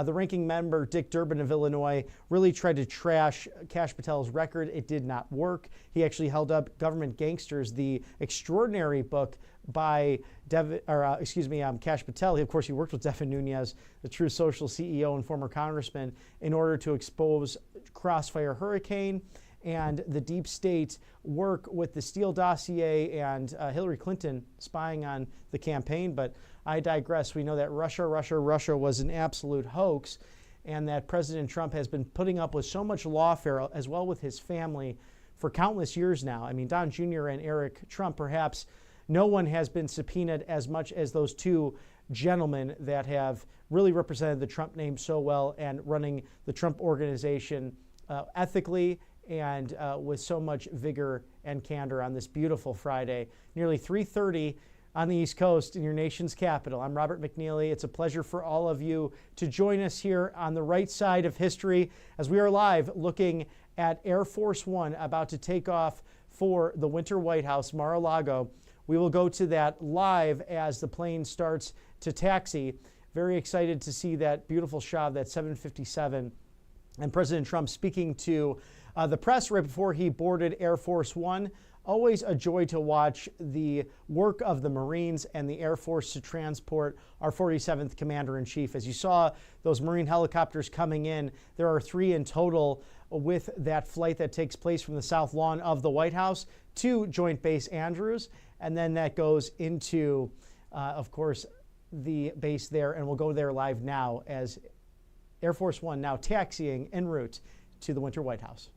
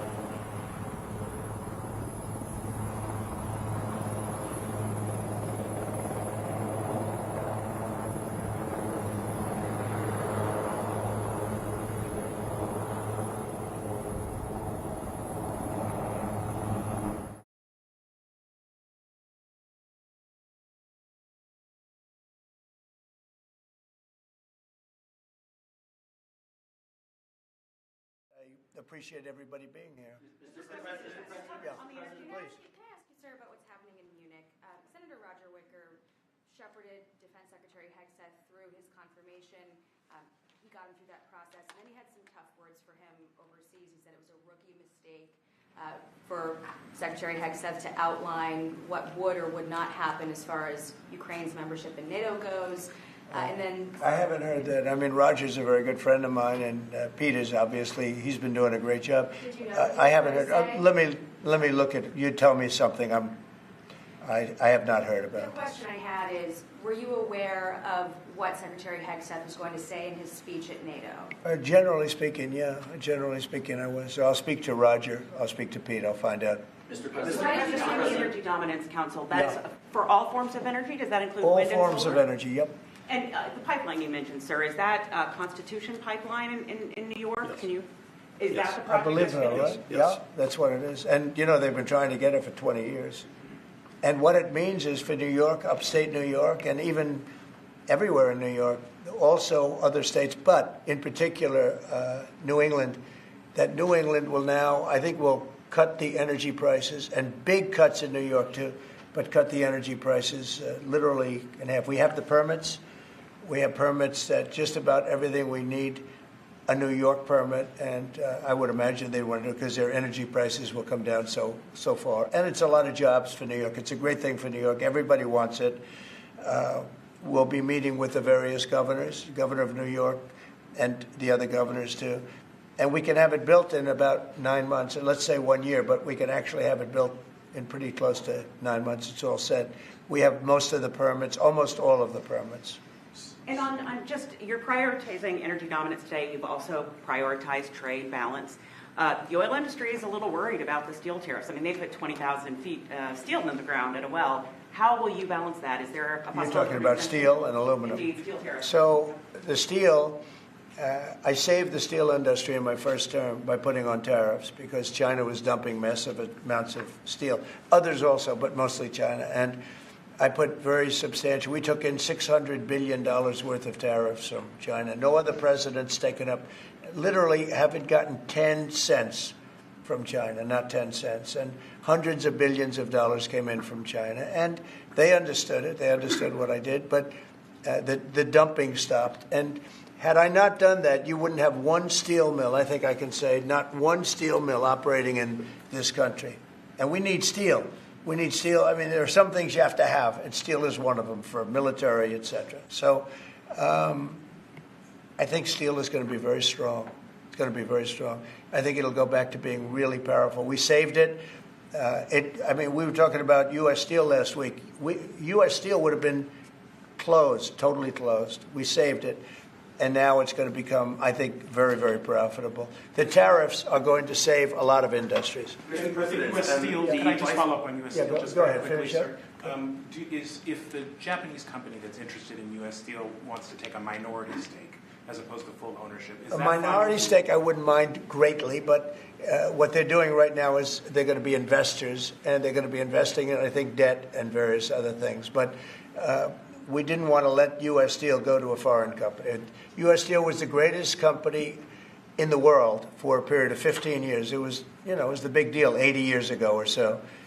And psychologically, we can't even think about letting that happen. But what is going to happen, and we've already seen it, you see it in the stock price, with the tariffs, U.S. Steel is going to be a real powerhouse again. Mr. President, if I can just follow up on Jackie's question about Munich. Vice President Vance's speech to the conference has ruffled quite a few feathers in Europe. What did he say to ruffle them? I don't know. He was talking about the freedom of speech and migration in Europe. Do you believe that European leaders have a fundamentally different view of the world than this administration's? Well, I heard his speech, and I tell you, you're talking about JD's speech, right? Yes, sir. I heard his speech, and he talked about freedom of speech, and I think it's true in Europe. It's losing. They're losing their wonderful right of freedom of speech. I see it. I mean, I thought he made a very good speech, actually, a very brilliant speech. Yeah. Europe has to be careful. And he talked about immigration.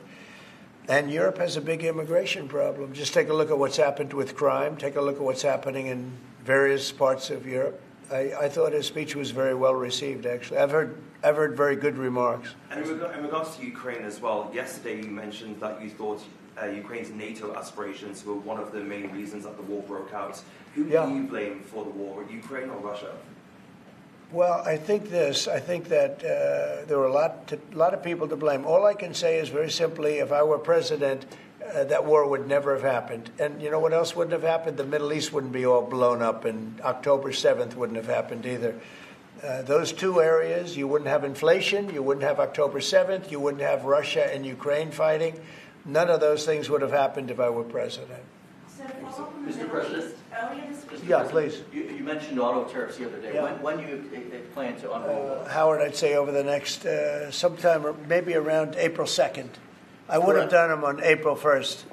Believe it or not, I'm a little superstitious. No, literally, we had it planned for April 1st. I said, let's make it April 2nd. You know how much money that costs? That costs a lot of money just that one day. But we're going to do it on April 2nd, I think. Is that right? That's right.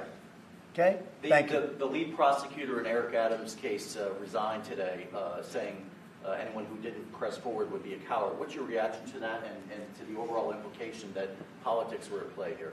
Well, I don't know about it. I mean, obviously, I'm not involved in that. But I would say this, that if they had a problem, and these are mostly people from the previous administration, you understand, so they weren't going to be there anyway. They were going to all be gone or dismissed.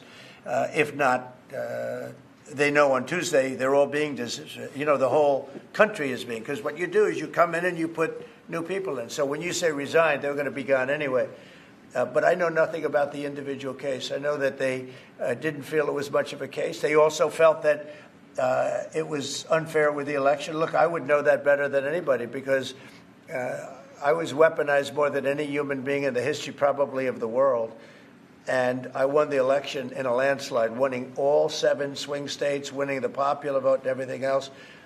Because the people got it. It was weaponized. And I was weaponized literally weeks before the election. But I think there's also something to be said. I read that. There's something to be said for what they were doing. It looked to me to be very political. But why didn't they bring this up like 4 or 5 weeks ago, 6 weeks ago, whenever it happened? You know, they just sat around and didn't complain. Then all of a sudden they complain. And they know they're all being dismissed anyway. So, you know. That's the way it is. That's called politics, I guess. Mr. President? Yeah, please. Earlier this week, you predicted that all hell would break loose if Hamas didn't hand over all of their hostages.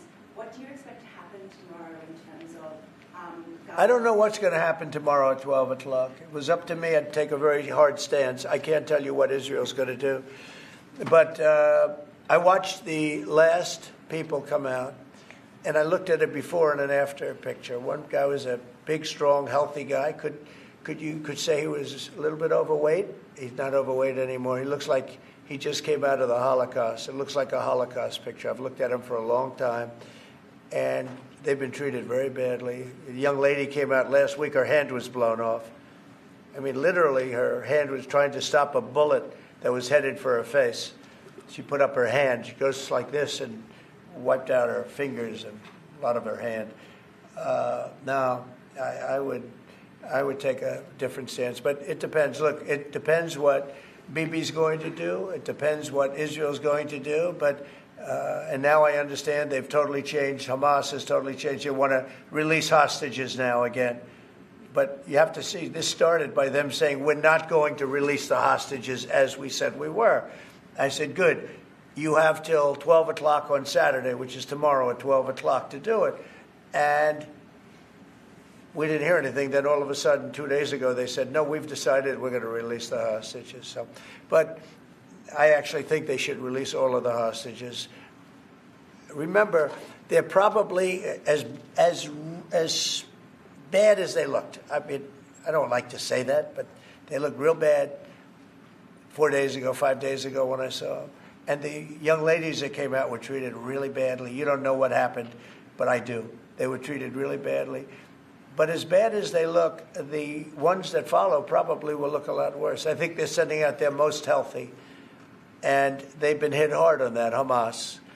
So they probably didn't want to release. But they changed their mind. I said 12 o'clock tomorrow, and all of a sudden, 2 days ago, yesterday, they said they're going back to releasing. But this all started by them saying, we are not going to release any more hostages. And then yesterday they said they are going to release the hostages. But I think they should release all of the hostages. About 75,000 workers took this deferred resignation. It's a little bit short of the 5 to 10% goal you were hoping to hit. Do you think you'll have to make up the rest of that number in layoffs? No, look, that's 75,000 more than we would have had. And nobody knows what that final number is, because in the end, I think a lot of people aren't going to show up to work. A lot of people, they got used to staying home and quote, working. But, I wonder if they had other jobs or other things. They have a lot of problems with that. No, 75,000 is a lot of people. And we paid them well. We gave them a lot of months of severance pay, if you call it that. But no, I think you'll probably have some more, too, in addition. It's a big, tremendous saving for our government. We want to downsize government, but make it better. Run it better, but downsize. Yeah, please. So can I ask about the UK? I understand that you had a phone call with Keir Starmer yesterday. I did. I just signed a letter to him. He asked for a meeting, and I agreed to the meeting. We're going to have a friendly meeting. Very good. We have a lot of good things going on. But he asked to come and see me, and I just accepted his asking. Do you have a date for that, sir? And what do you hope to Very soon. I think he wants to come next week or the week after. And what do you hope to discuss? I don't know. It was his request, not mine. But, I've met him twice already. We get along very well. He's a very nice guy. Thank you very much, everybody. Thank you. Thank you very much. Appreciate it. Thank you, Brad. Thank you, press. Thank you. Thank you, press. Thank you, press.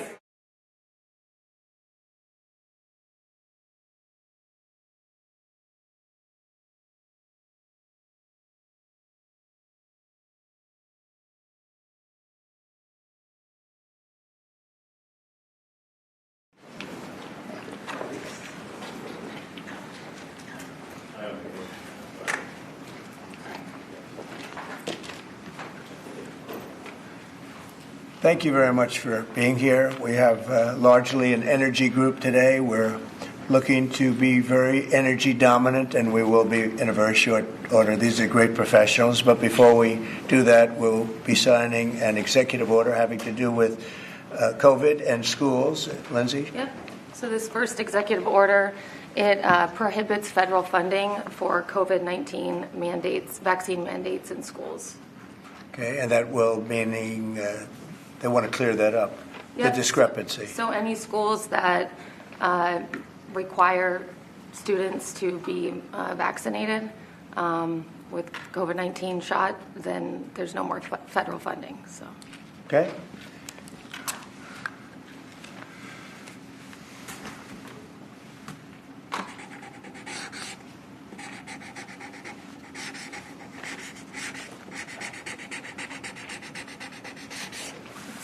Okay, that solves that problem. Sir, will the Department of Education have to handle that? Yes, it'll go through the Department of Education. Okay? Thanks. Can I make one comment, Mr. President? Yes, please. As a father of 9, thank you. We should have parental freedom to decide what vaccines our kids take, as opposed to school systems and governors forcing upon the people that love these kids the most, which is the parents. So thank you for citing that. Great, thank you very much. People wanted that very badly. Okay. Okay, and here is an executive order establishing the National Energy Dominance Council. So that will be chaired by the Secretary of the Interior, Mr. Burgum, and the Vice Chair, Chris Wright. And so this will reduce costs with respect to energy, establish American independence with energy, and also unleash energy dominance. Good, thank you. And this is a big deal. We have more energy than any other country, and now we're unleashing it, to put it nicely. And I'd like to ask Doug, you're going to be heading it up. You and Chris, would you say a few words about it, please? Yeah, absolutely, sir. Good afternoon. President Trump wisely understood that under the Biden administration, there was a war against American energy, and today that war officially has ended. President Trump on day one declared a national energy emergency, and this is a real emergency because under the Biden administration restricted the production of oil and gas, Production's still coming, but when you stop holding leases, when you take 625 million acres of land out of ocean land, out of production possibilities through an executive order, you're really restricting the balance sheet of America. But today, as President Trump said, this is unleashed. The National Energy Dominance Council will be made up, all the folks that are standing beside me here, other cabinet leaders, and many more, represent President Trump's wise decision that we need a whole-of-government approach to unwind. The Biden administration had a whole-of-government approach that had the war against U.S. energy. Now we need to turn that around 180 degrees and unleash that potential. We've got to unleash it from the Gulf of America all the way up to Alaska. We have amazing resources in this country, and we haven't been getting a return on them. Many of these are under public lands. The interior has 500 million acres of surface, 700 million acres of subsurface minerals, critical minerals, and offshore close to 2 billion acres. And that balance sheet is the biggest balance sheet in the world, and it's been completely underutilized. Everybody knows we have $36 trillion in debt as a country, but no one knows how many hundreds of trillions of dollars of assets we have. And President Trump is asking us to go get a return on that investment for the American people. And with that, we're going to have prosperity at home with lower prices, and we're also going to have peace abroad. Because the wars that we've been engaged in, or our allies have been fighting over the past few years, have been funded by the oil sales of our adversaries. So we have an opportunity, and we also are in an AI arms race with China. The only way we win that is with more electricity. And we also have an energy emergency in terms of electricity. Too much intermittent, unreliable, not enough base load. We've been shutting down the base load that we have. President Trump is going to reverse that, and it's going to allow us to win the AI arms race, which is the most important thing that we have to do relative to our future. So with that, I want to say again, thank you to President Trump, and I want to thank my fellow members of the Energy Council here. I'm going to kick it over to the Vice Chair, Chris Wright, who's the Secretary of the Department of Energy. Thank you, Secretary Burgum. Today is truly a great day for our country today. And Secretary Burgum laid out so many of the problems the last 4 years. If you put barriers in front of energy, you make it more expensive, you make it less reliable, you make it harder to do business here, and harder for our consumers to pay their bills. With this fantastic action from our president, we now have authority across the government to lean in to fix these problems. And I'll start out with one specific right away. This morning, I signed our first LNG export license, unpausing the pause in action. The Commonwealth LNG project that'll be on the Gulf Coast in Louisiana is now officially ready to go. This will be a large construction project for American workers. It'll draw demand for more American energy production that'll be shipped overseas to our allies. Many more of those to come.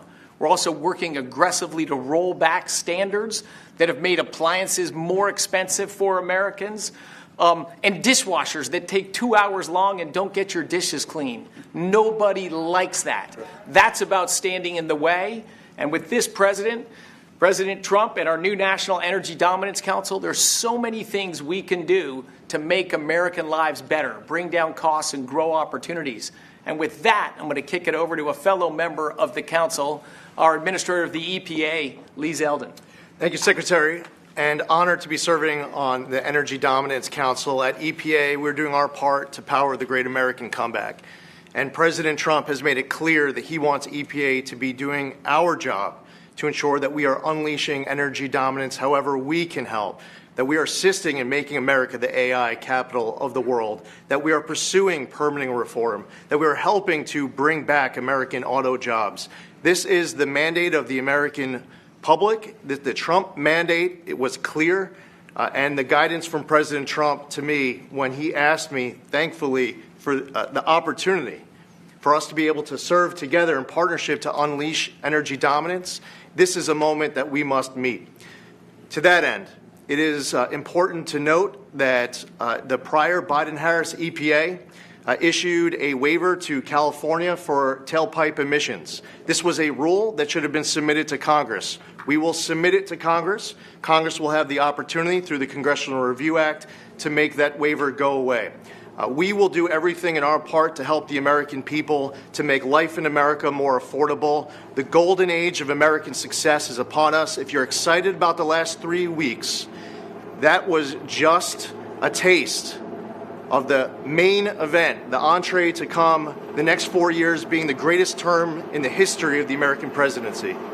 With that, I'd like to introduce Sean Duffy. Thank you. So, first of all, thank you for the work on dishwashers. We use more water to wash our dishes before we put them in the dishwasher. That's right. We're not saving water, we're using more water, so thank you for that.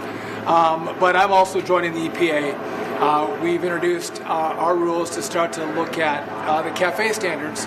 So we're looking at how much it costs for end users when they put gas in their car. And the Biden era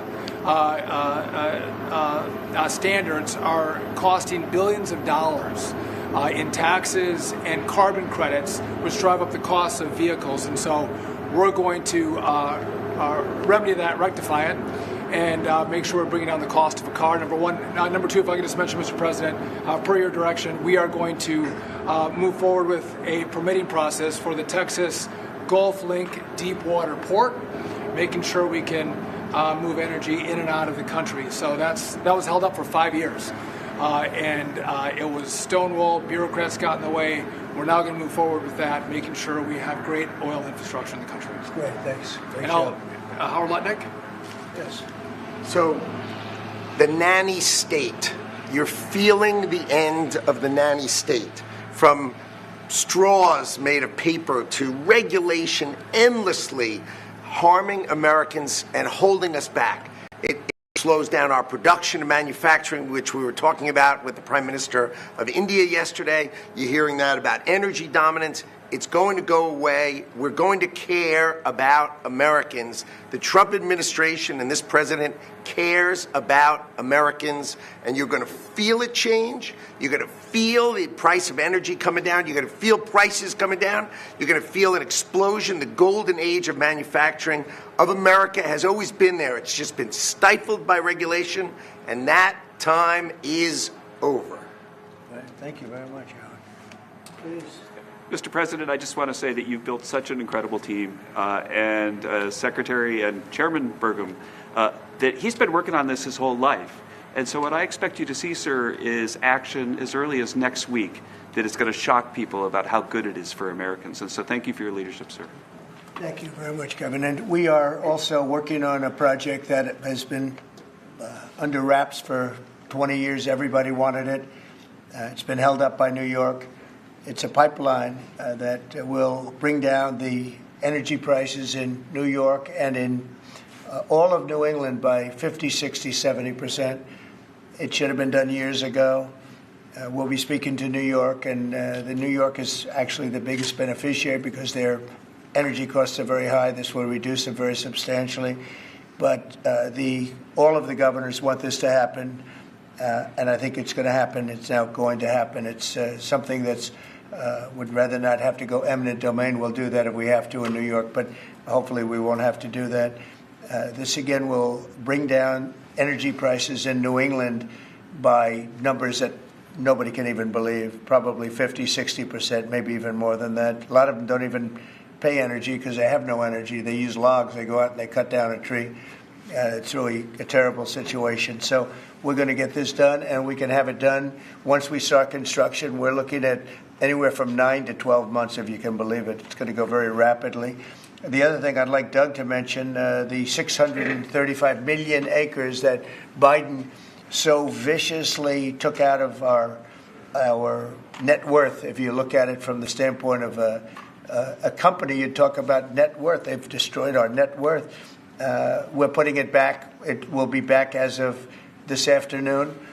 And Doug, could you mention that? All of the millions and millions of acres that he just handed back to nobody. The executive order by President Biden that wiped out these trillions from our balance sheet. President Trump signed an executive order instructing me as the Secretary of Interior to unban that ban, and that's been accomplished. And so those are back on the U.S. balance sheet. Okay. Sorry, which one is that? The 625 million acres of offshore that was banned from further lease sales. further anything. And 625 million acres is Right. 1/3 the size of the lower 48 that was taken off our balance sheet. It's back on there now. President Trump cares about the American people. He knows that these public lands belong to the public. They don't belong to Washington bureaucrats from the prior administration, and we're going to make sure that we get a return on investment for the American people. The amount of money that he took off our balance sheet, if you look at it as a balance sheet, it was incalculable. Nobody's ever seen anything like it. And he did that, I guess, in the last few days of the administration.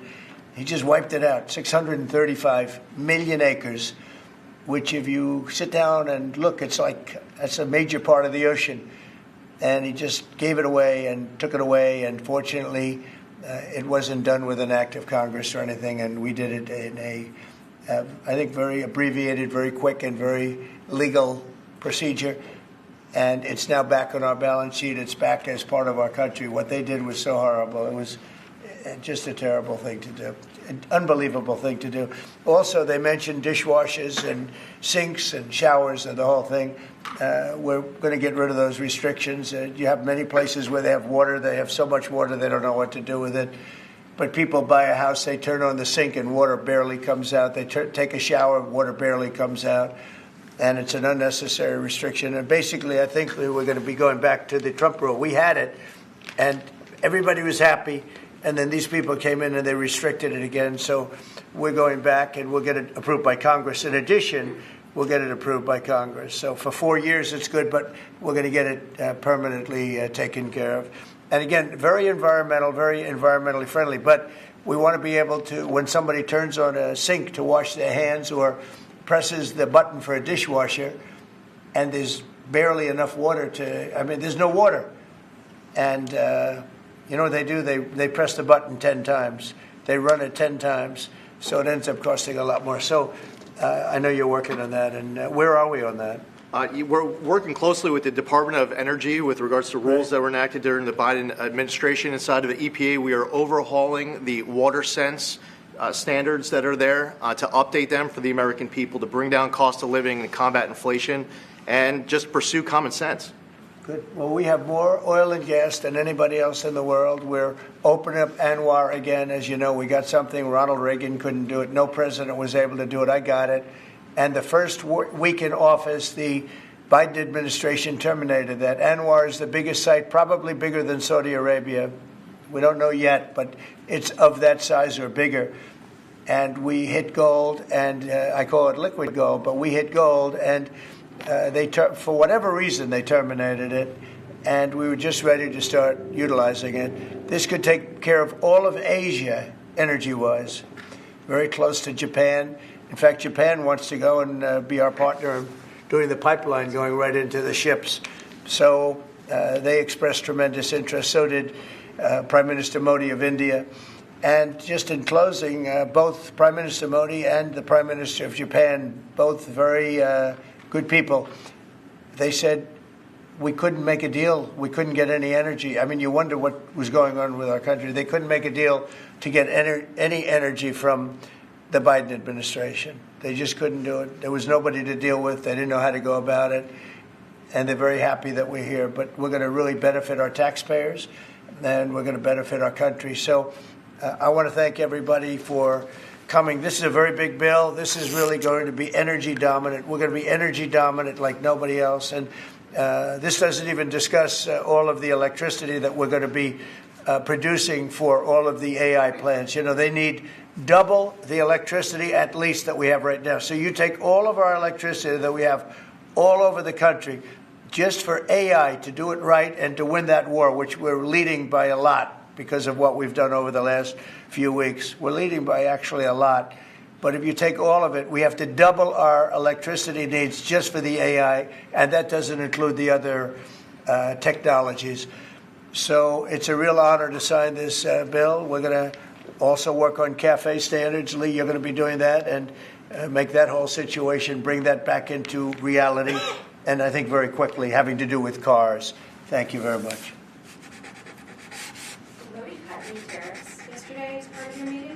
No, but in 2 weeks we will have another one. Yesterday was very big. Reciprocal tariffs was very big, and I explained to the Prime Minister of India Prime Minister Modi, very good man. His tariffs are very, very high. India's tariffs are among the highest. And I said, well, now, we were very low. We were the lowest. They're just about the highest. There are others as high, but not much higher. And I said, no, from now on what we do is what you charge us, we charge you. It's very simple. So whatever you're charging us, you can go as high as you want. Whatever you charge us, we charge you. Did he make any pledges? And I wouldn't say they were thrilled to hear that, but that's the way it is. Tariff, I told you, is a beautiful word. Fourth most beautiful. Did he make any pledges about BRICS nations not undermining the dollar? You had threatened 100% tariffs. BRICS, the BRICS nations, I think that's breaking up very rapidly. We said that if they're going to go and do anything to undermine the dollar, that includes China. I don't even know that they're a member of BRICS, but they had a few nations get together to try and play cute. And I said, we're going to put 100% tariff on every one of those nations. And at the mere thought of saying that, I think that's all broken up. That idea has no longer sailed. Now, that would be a terrible thing for our country. It would be bad for the world. They wanted to undermine the dollar. 6 nations got together. They want to undermine the dollar. That didn't work out too well. Not going to happen.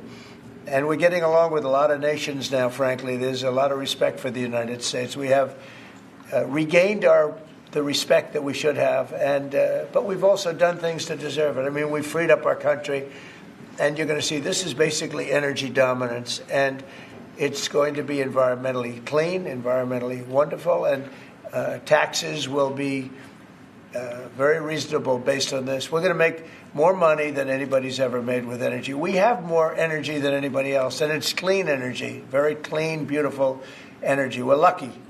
We have it. I call it liquid gold under our feet, and we're going to utilize it. So this is a very big bill, and I have a very talented group of people behind me. This gentleman was the #1 man in all of the oil industry. They said there's nobody like him, Chris Wright. And you know Doug actually made a tremendous fortune in technology, and he said, I'm going to run for the governorship of, he loves his state, of North Dakota. And he did, and he made it so energy powerful that I think you're more proficient at energy than technology, but what do I know? And this guy, everybody knows him, Sean. He's been, he's done a fast study on transportation, and he knows, he's learned a lot over the last few months. He's learned a lot. He's really been great. And Howard has built one of the great companies, Cantor Fitzgerald. It was wiped out, completely wiped out, other than a few people left in Europe. And he rebuilt the company into a bigger, better company. Cantor Fitzgerald is one of the most, absolutely one of the top companies on Wall Street, stocks, bonds, trading. And he took that, I mean, he literally watched the plane go into the building, into the World Trade Center. Amazing story. That alone is an amazing story. He was delayed because his wife insisted that he finally, after years, take his child to school. So he took his child to school that one day, because normally he would have been in the building at 6 o'clock in the morning. That's that business, right? So you owe your wife a lot and your child a lot, right? But his wife insisted that he take his child to school. For 5 years he didn't do it. He was horrible. What kind of a father was he? Okay, I'll do it. And he was therefore driving down at 8:43, whatever the time was, down the West Side Highway, and he saw the plane go into the side of the building. He said, wow. And he occupied the top 3 floors of the World Trade Center, of the one building of the World Trade Center. And you know what happened there? He lost 100% of the people in that, his whole company was there. And he rebuilt his company step by step over years and became bigger and stronger. And he gave a tremendous amount of the profit to the families of the people that died, which he didn't have to do.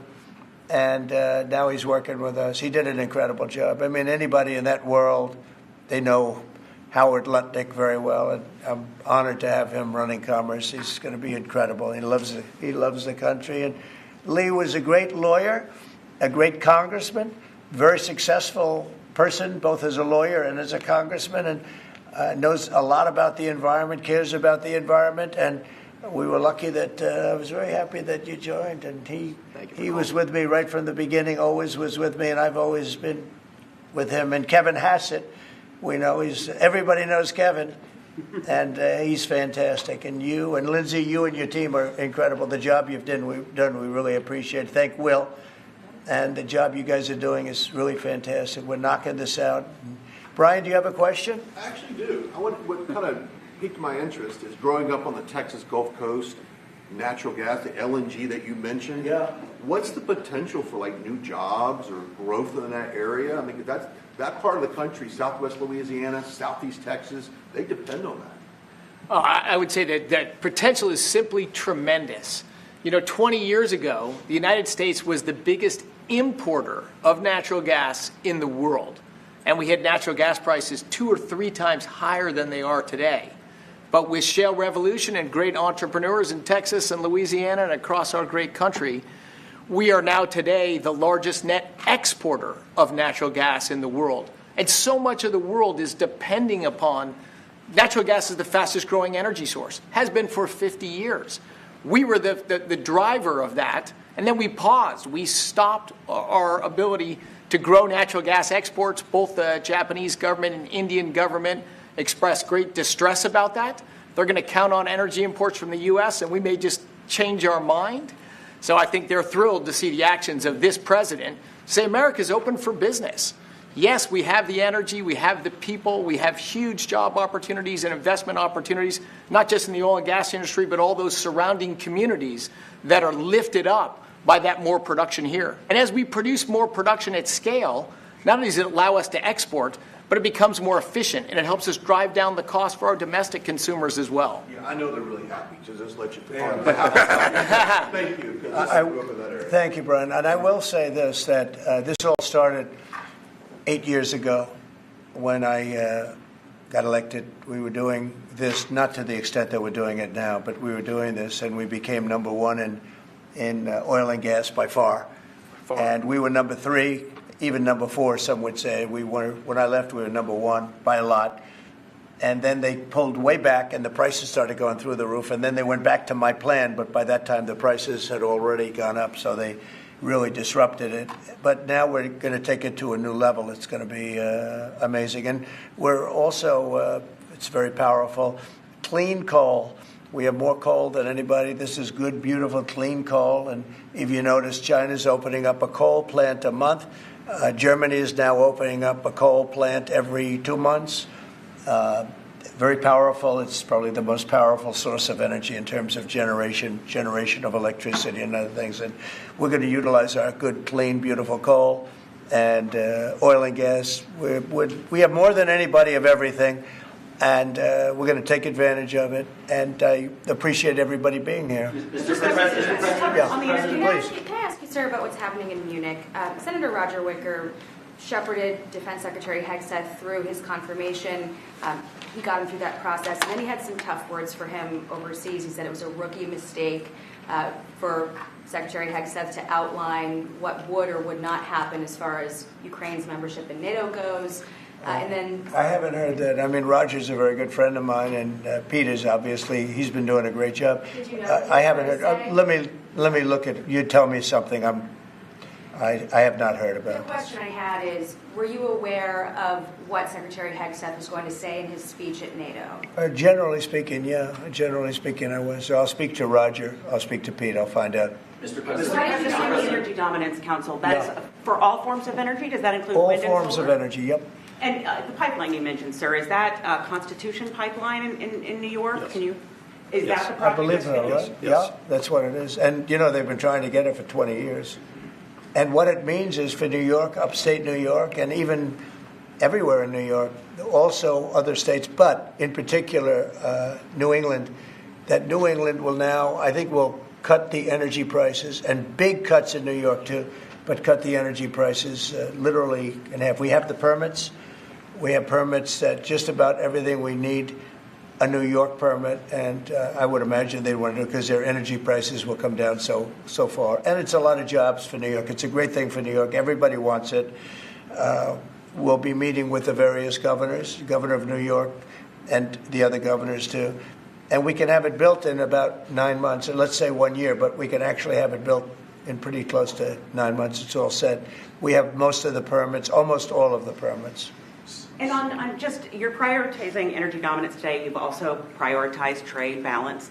The oil industry is a little worried about the steel tariffs. I mean, they've put 20,000 feet of steel in the ground at a well. How will you balance that? Is there a possibility? You're talking about steel and aluminum. Indeed, steel tariffs. So the steel, I saved the steel industry in my first term by putting on tariffs because China was dumping massive amounts of steel. Others also, but mostly China. And I put very substantial, we took in $600 billion worth of tariffs from China. No other president's taken up, literally haven't gotten 10 cents from China, not 10 cents. And hundreds of billions of dollars came in from China. And they understood it. They understood what I did. But the dumping stopped. And had I not done that, you wouldn't have one steel mill, I think I can say, not one steel mill operating in this country.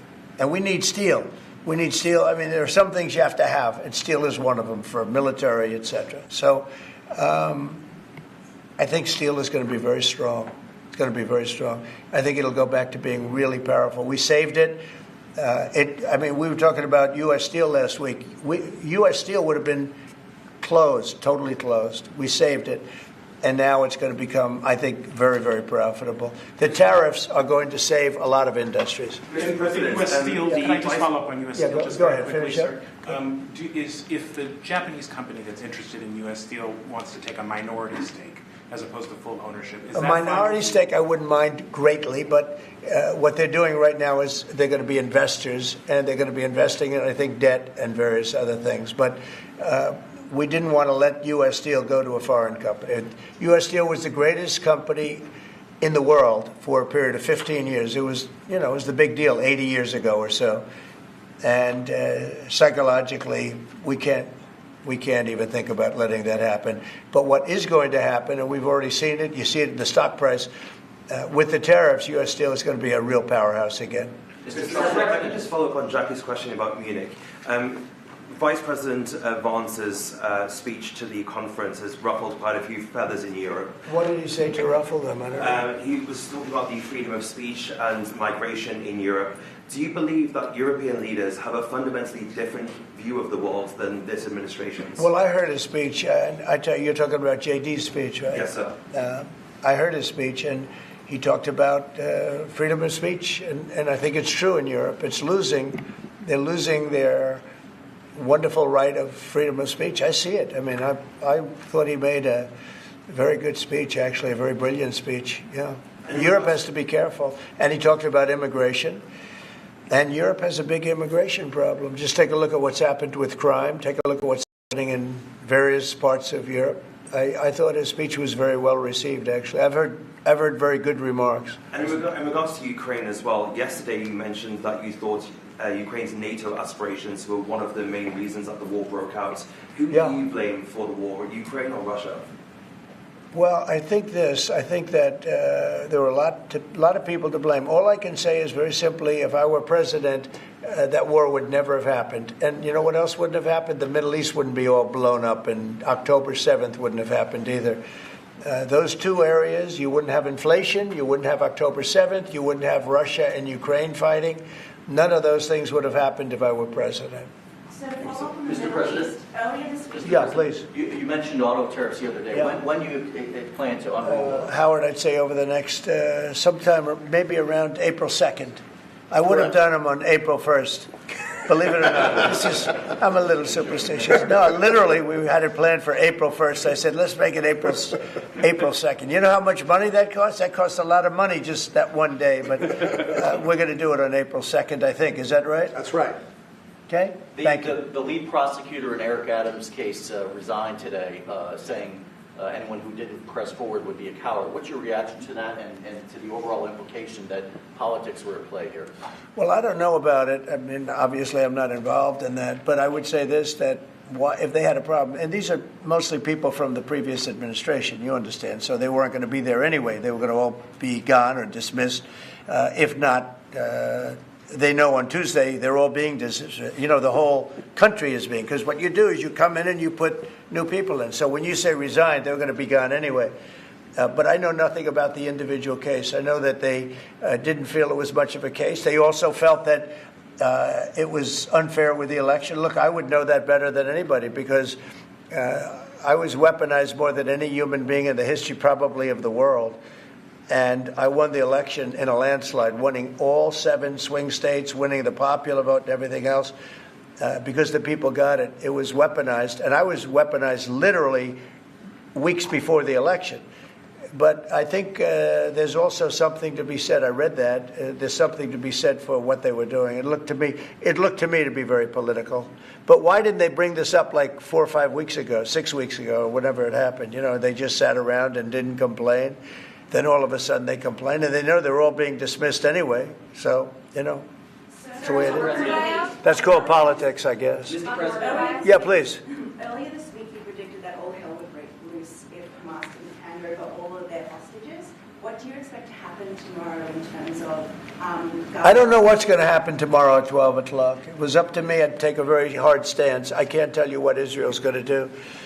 But I watched the last people come out, and I looked at a before and an after picture. One guy was a big, strong, healthy guy. Could say he was a little bit overweight. He's not overweight anymore. He looks like he just came out of the Holocaust. It looks like a Holocaust picture. I've looked at him for a long time, and they've been treated very badly. A young lady came out last week. Her hand was blown off. I mean, literally, her hand was trying to stop a bullet that was headed for her face. She put up her hand. She goes like this and wiped out her fingers and a lot of her hand. Now, I would take a different stance, but it depends. Look, it depends what Bibi's going to do. It depends what Israel's going to do. But and now I understand they've totally changed. Hamas has totally changed. They want to release hostages now again. But you have to see, this started by them saying, we're not going to release the hostages as we said we were. I said, good. You have till 12 o'clock on Saturday, which is tomorrow at 12 o'clock, to do it. And we didn't hear anything. Then all of a sudden, 2 days ago, they said, no, we've decided we're going to release the hostages. So, but I actually think they should release all of the hostages. Remember, they're probably as bad as they looked. I mean, I don't like to say that, but they looked real bad 4 days ago, 5 days ago when I saw them. And the young ladies that came out were treated really badly. You don't know what happened, but I do. They were treated really badly. But as bad as they look, the ones that follow probably will look a lot worse. I think they're sending out their most healthy. And they've been hit hard on that, Hamas. So they probably didn't want to release. But they changed their mind. I said 12 o'clock tomorrow, and all of a sudden, 2 days ago, yesterday, they said they're going back to releasing. But this all started by them saying, we are not going to release any more hostages. And then yesterday they said they are going to release the hostages. But I think they should release all of the hostages. About 75,000 workers took this deferred resignation. It's a little bit short of the 5 to 10% goal you were hoping to hit. Do you think you'll have to make up the rest of that number in layoffs? No, look, that's 75,000 more than we would have had. And nobody knows what that final number is because in the end, I think a lot of people aren't going to show up to work. A lot of people, they got used to staying home and quote, working. But, you know, I wonder if they had other jobs or other things. You know, they have a lot of problems with that. No, 75,000 is a lot of people. And we paid them well. You know, we gave them a lot of months of severance pay, if you call it that. But no, I think you'll probably have some more, too, in addition. It's a big, tremendous saving for us. We want to downsize government, but make it better. Run it better, but downsize. Yeah, please. So can I ask about the UK? I understand that you had a phone call with Keir Starmer yesterday. I did. I just signed a letter to him. He asked for a meeting, and I agreed to the meeting. We're going to have a friendly meeting. Very good. We have a lot of good things going on. But he asked to come and see me, and I just accepted his asking. Do you have a date for that, sir? And what do you hope to Very soon. I think he wants to come next week or the week after. And what do you hope to discuss? I don't know. It was his request, not mine. But, you know, I met him twice already. We get along very well. He's a very nice guy. Thank you very much, everybody. Thank you. Thank you very much. Appreciate it. Thank you, Brian. Thank you, Press. Thank you. Thank you, Press. Thank you, Press. Thank you, sir. Thank you. Thank you.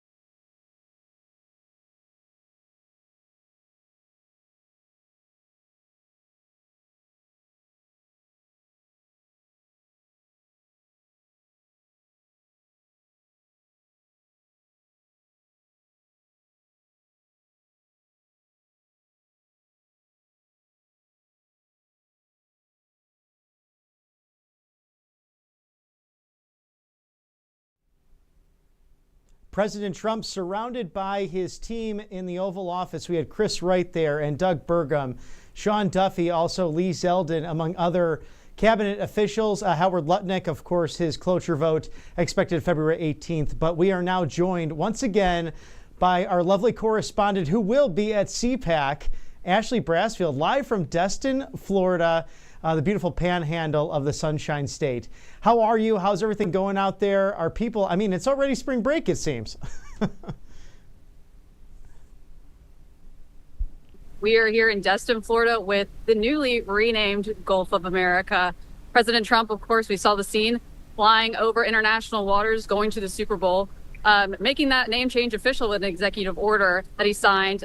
Monumental moment, monumental day, being the first president to show up to the Super Bowl, of course. But reaction across social media has been pretty positive, Bobby, with many people stating that, why hasn't this been done sooner? Why hasn't it always been this way? And, you know, the fake news, can't really say much about this one. This is kind of a bipartisan issue. Many of the women we talked about earlier when I was with Matthew Alvarez on The View stating that, you know, they don't mind this one. And honestly, they feel it's more inclusive that they said the Gulf of America rather than the Gulf of the United States because of the purpose of it bordering with Mexico, of course, as well. But America has many interests in this body of water beside me right here. And as you can see in the background, the crystal blue water and the perfectly white sand means this is why it's called the Emerald Coast, Bobby.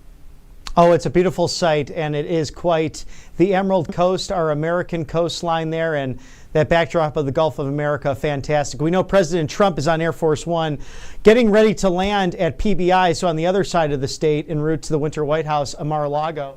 But please share with us, Ashley, this is correct, I think the headquarters for beach volleyball, and you know this because you played some D1 sports. Yes, of course. And right down the road for me is where the NCAA tournament is played in Gulf Shores, Alabama, right on this coastline. This coastline obviously stretching from Galveston, Texas, all the way down to the west coast of Florida. I personally have played in multiple volleyball tournaments here, and I have family down here. Frankly, I came down here vacationing as a kid. This is my home beach for me, and familiar territory as I'm barefoot in white sand right now. But yes, I so enjoyed my time coming down to these parts growing up. It's a big Trump territory. You've seen sites along places like Panama City Beach, places like 30A, all the way to Orange Beach into Mississippi. And this is Trump country. One of the largest military installations, Bobby, is just down the road from me, Eglin Air Force Base. A lot of F-35 training programs, as well as in Pensacola is the Blue Angels, of course.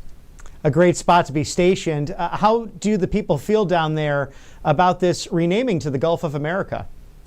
Well, the sentiment, like I said, across social media has been ultimately positive. And ever since I've come down here, since the name change last week, everybody's had a pretty positive response. And, you know, we've actually been talking a little bit while we've been getting set up down here to some people. And you might want to go talk to some others. I saw a guy in actually a dark MAGA hat. So we were going to go talk to him if you can follow me this way. And, of course, get a beautiful view of the Emerald Coast. Oh, very perfect. And we have a special guest camera woman today. It is Ashley's mom, and she's doing an outstanding job. I mean, she's a total pro at it. Some people, you know, they're just born with it, and she is doing an exceptional job as we cover the wonderful Patriots here in Destin, Florida, along this Emerald Coast. Absolutely. And giving our cameramen a run for their money. We, of course, love our cameramen. Very excited to be working again with them at CPAC next week. But as for right now, we have my mom as our camera woman. But I want to talk to this gentleman over here. Sir, how are you doing? Hi, good. How you doing? Good. Well, of course, I had to mention your dark MAGA hat to our audience. Yeah, we're big Trump fans. Yes. And you stated earlier you're originally from Illinois. We're Illinois. We moved to Indiana 2.5 years ago. Awesome. And there's a lot of Trump fans over in Indiana. Absolutely. And we covered many parts of the middle of the country that's going to Trump rallies ourselves. I know Bobby McNeely, my co-host, traveled around the country doing just that. Well, of course, I told you earlier, we wanted to talk about the new name change to this body of water behind us. This is great. This beautiful Gulf of America is great. We like being on it, too. Yes. And many of the sentiment on social media has been, why wasn't this happening sooner? Did you feel that way? And have you been hearing the same from your peers? Yeah. Oh, yeah. Yep. Yep. Yeah. Absolutely. And, you know, President Trump's made so many changes recently through his executive orders, new administration. Yeah, it's been good, too. Yeah, absolutely. The administration is good. They're all getting confirmed. Yes. So happy about that. Absolutely. And, one of the many of the confirmations was RFK Jr. yesterday. He's put forth a bipartisan effort the president has with bringing forth these people from the other side of the aisle. How do you feel about that during this time? Oh, that's great. Great. It's about time. Yeah, About absolutely. time somebody do it. And Tulsi Gabbard got confirmed. We like that. Yeah, we've flown a Trump flag in our yard for a long time now. Yes. And we always say that down on the panhandle, this is Trump country. And of course, you can see that with you proudly sporting your MAGA hat. Do you feel like the society shifted a bit since the election took place? Oh, yeah. Yeah, I think so. I think it's for the better. Yeah. It seems like everybody's feeling better and talking everything up and got more confidence in the economy now. Yes, absolutely. Yeah. Is that one of the bigger issues for you during this election was the economy? The economy and immigration. Absolutely. Yeah, two of the biggest issues. Well, thank you so much for talking with us. Hey, Really Ashley, I actually have a quick question for the gentleman, if you can relay that for me. Former Illinois Governor Rod Blagojevich was pardoned. And I just wanted his thoughts on that. And then also former Speaker Mike Madigan, because we're Illinois guys, we have somewhat of an Illinois-centric show today.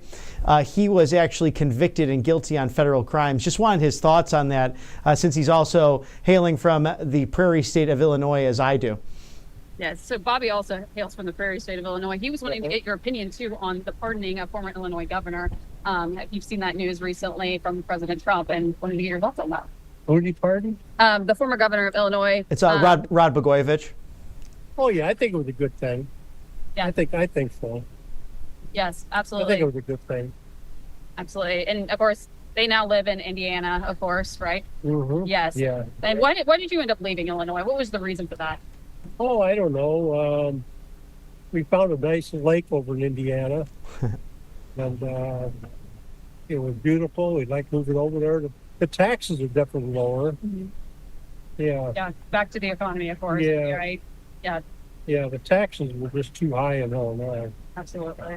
Well, my co-host, Bobby, he's from Illinois and is a big supporter of the state and hails from the Great Prairie State. So, but thank you again. Oh, And yeah. Very nice Yeah, to meet you. yeah. And of course, thank you for supporting Thank President you. Trump. Yeah, go Trump. Yes. And what's your wife's lovely name as well? My wife's name's Kathy. Kathy, of course. Good to see you. Hi.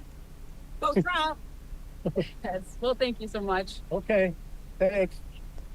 Bobby, I know we're back to you. Obviously, it's Trump country down here. Like many parts of the country, we saw that in the election this time. And so it's just been great to speak to so many people, especially with this change that's been happening with the name change over here. Well, it makes sense too, to go to be snowbirds as well. But even I came down to the Southeast looking for a better life because of the just the egregious taxes, the regulation, everything happening in the Midwest was some really wild and insane far left governors. We know, of course, Tim Walz up in Minnesota, who now wants to run for the Senate, but it's no question why this part of the country is flourishing, whether it's Alabama, Florida, Georgia, South Carolina, Tennessee, North Carolina as well. Many people wanting to move here for a better way of life, and it's not just the weather. Absolutely. I completely agree. And, we talked to a fellow Minnesotan this morning with Matthew Alvarez, expressed the same sentiment with the bad Democratic leadership in the state with Tim Walz, as we talked about earlier. And obviously prime property in Florida with typical snowbirds, and other tourists coming to the state because of, frankly, the state of Florida being free. Right, exactly. I mean, we saw such a great change from, think about 2018, when Governor DeSantis first ran against the Tallahassee socialist mayor, and then you have the re-election. That first election, he barely won by 1 percentage point. And then everything that happened with COVID, the mass exodus down to Florida, and then Governor DeSantis winning with roughly 20% more of the vote. I mean, it's a remarkable change in 4 years from a purple state to a solid conservative red beacon of hope for the United States. Absolutely. We saw the same thing with Georgia. I mean, you were at President Trump's rally in the weeks leading up to the election, and we saw that every swing state turn red. It's the Trump effect, essentially. Putting America First policy, putting these common sense policies into effect, it's made the entire country turn red. It's common sense. It's not controversial. And like I said earlier with Matthew, President Biden claimed he was going to be the great uniter, and it's actually ended up being President Trump in this sense. So we keep seeing in the past few weeks so many executive orders being signed, whether it be bringing back hostages like we saw this week, getting people like Tulsi Gabbard, like RFK Jr., Pam Bondi, people reaching across the aisle to work with President Trump. Now, it's really an exciting thing to watch all of that. So with the sports, has the beach volleyball started, or is that kind of later in the season? So that tournament usually happens at the end of April, beginning of May. The season is occurring currently right now, but we've actually seen some developments over the past few days since President Trump signed that executive order at the White House. And it's with the NCAA's trans athlete policy that's occurred. Obviously taking a step forward in that action, and there needs to be some permanence with that. But with the trans athlete policy, we currently have had developments that state that many of these trans athletes still can go get the benefits that female athletes can. They cannot compete currently, but they are able to still practice with female athletes, as well as receive the same benefits of scholarships and going into females' locker rooms. So work still has to be done. It's obvious, we all thought that maybe the NCAA would somehow get a backbone overnight. It's not the case. Now, I didn't realize that because I thought they had scaled back on all of their sports, but apparently that's not taking the place right now. Will that affect this upcoming tournament?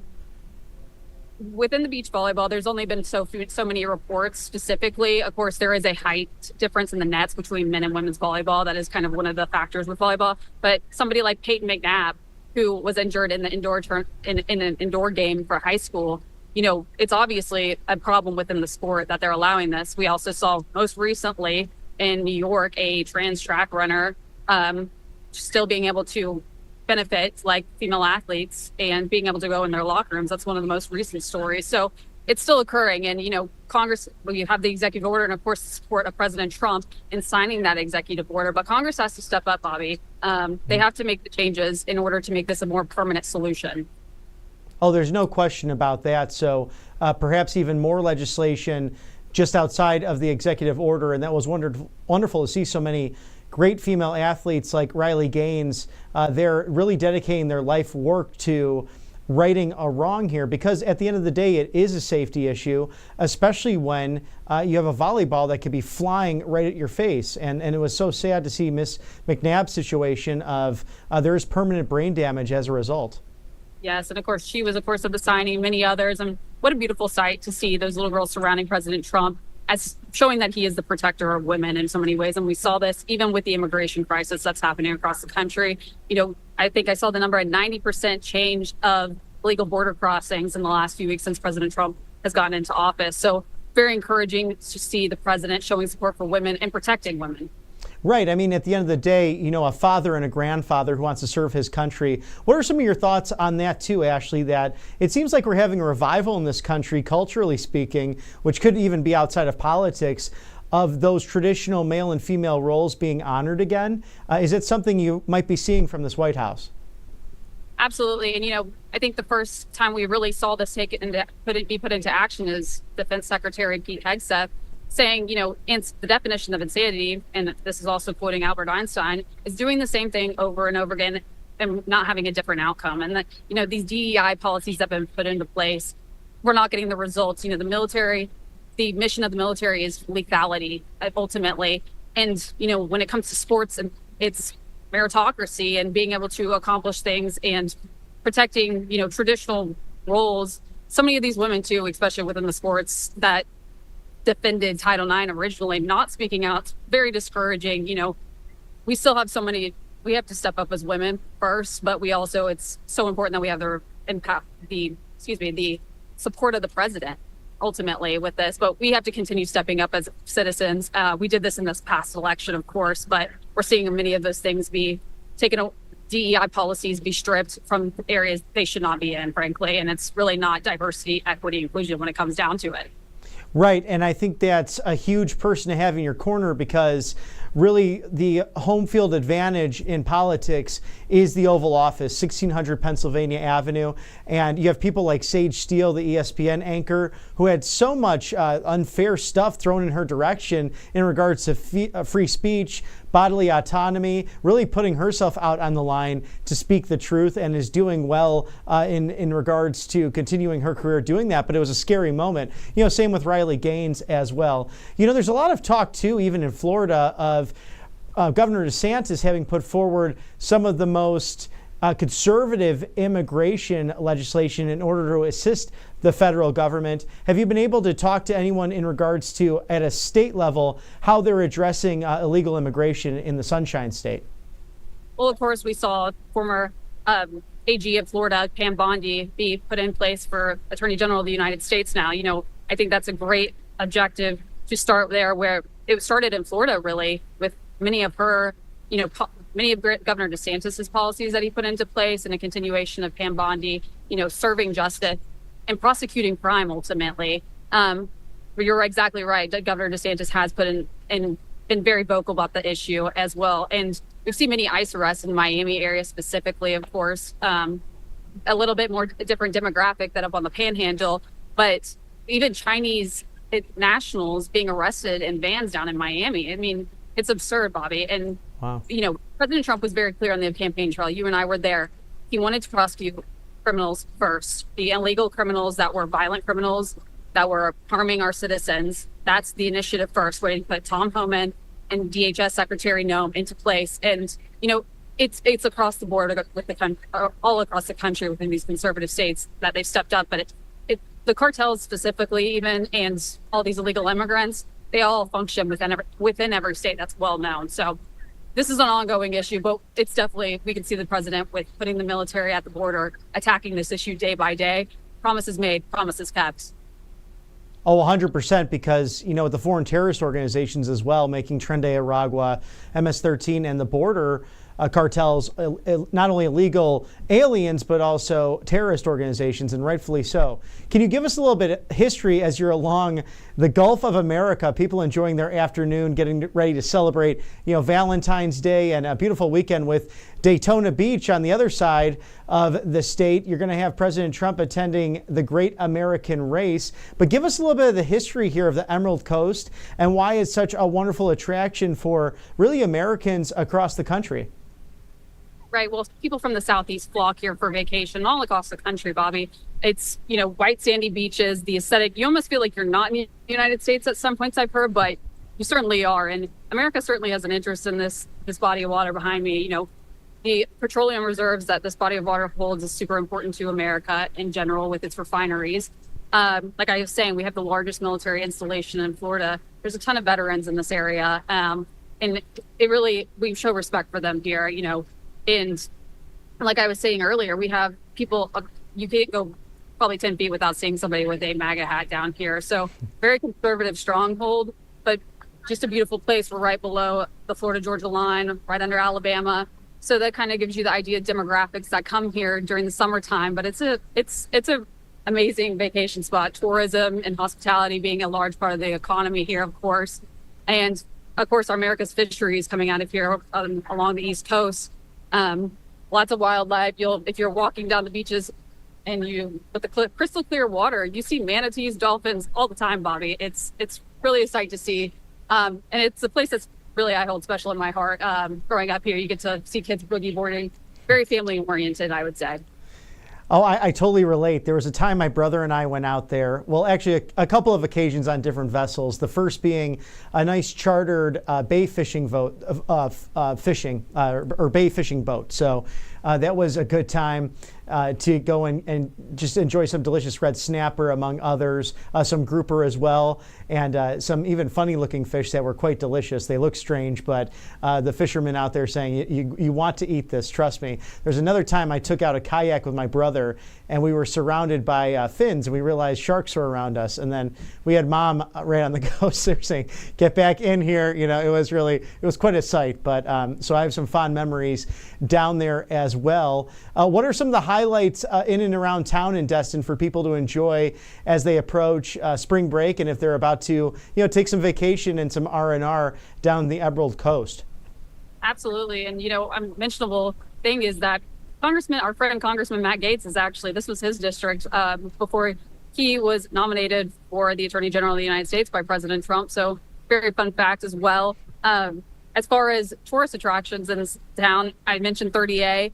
30A is a strip of beach from Panama City to Destin, and it's a hot tourist spot. A lot of spring breakers go. Beautiful architecture, Alice Beach, all the way down to Seagrove Beach. You have Seaside Beach, so many others, amazing restaurants and shopping that you can go to. And, see a lot of spring breakers, of course, riding bikes, parasailing, jet skiing, you name it. It's paddleboarding along the mossy areas. It's really beautiful to see, and you see so much wildlife down here. It's a great vacation spot, Bobby. Oh, it's God's grace on full display, and his creation to enjoy and celebrate. Makes me want to hop in the car right now and drive on down to Destin, but I'm going to be staying here in Auburn for some breaking news just in case.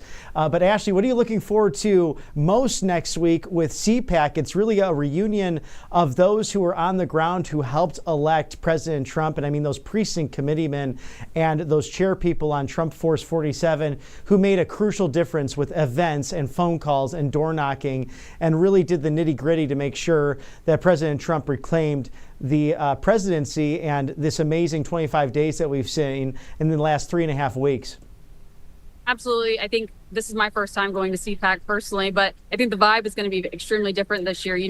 It's a victory lap for President Trump, and basically it's going to be a little different from the Biden era. We're going to have, the victory lap, like I was saying, with the election. I'm most excited to actually talk to our supporters at the conference. That's one of my favorite parts about doing all this and going to the rallies, talking to supporters. So please come and say hi if you see us at our booth or just walking around. Of course, we would always appreciate support. And, Mercedes and Match Slap, they put on a great conference, I've heard. So just excited to experience it all, Bobby. And of course, report with you and Christina. Oh, yes. Always a wonderful time with you, Ashley, and with Christina Loren. She will be with us as well. And Matthew Alvarez will be live right where I'm sitting here holding the fort down in Auburn, Alabama, not far from Destin, Florida, of course. So maybe some of those students nearby me will be visiting in the coming month or so as we're getting roughly close to spring break. I mean, I know that Puxatawny Phil saw his shadow, so 6 more weeks. But in some parts of the country, fortunately, we don't have to deal with as much snow, although that area did get some snow, I think, a few weeks ago.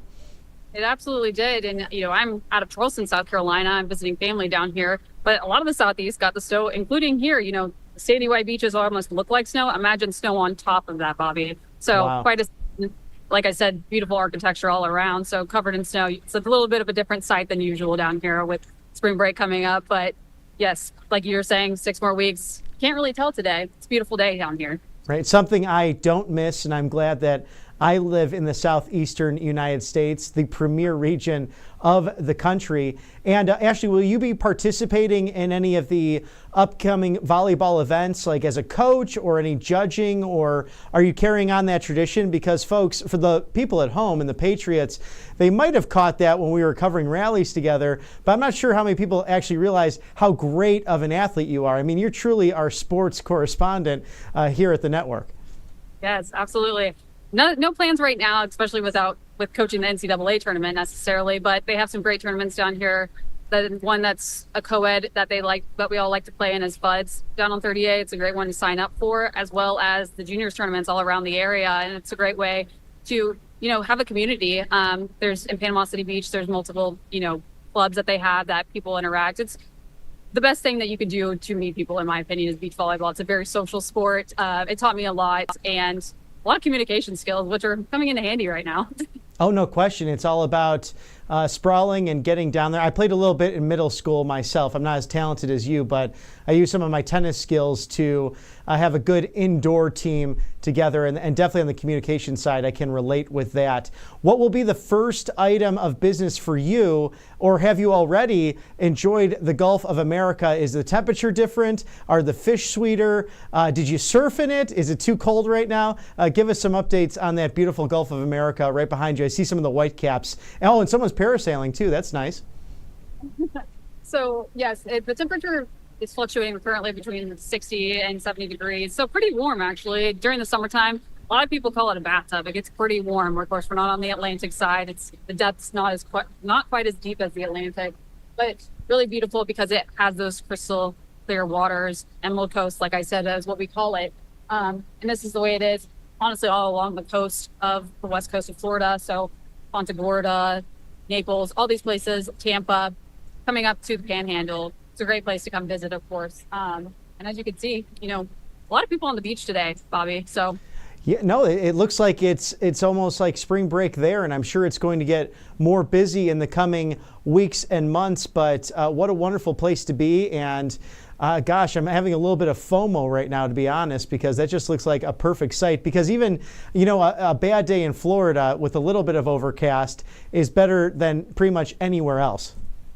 Yes, and actually, this is one time you actually can get sunburnt, so wear your sunscreen if you can. But yeah, it's a great place to come visit. And, I'm sure our viewers have FOMO, not being down here all the time makes me a little bit sad. So getting to come see the Gulf of America for the first time within the first week that it was renamed is kind of amazing for me right now.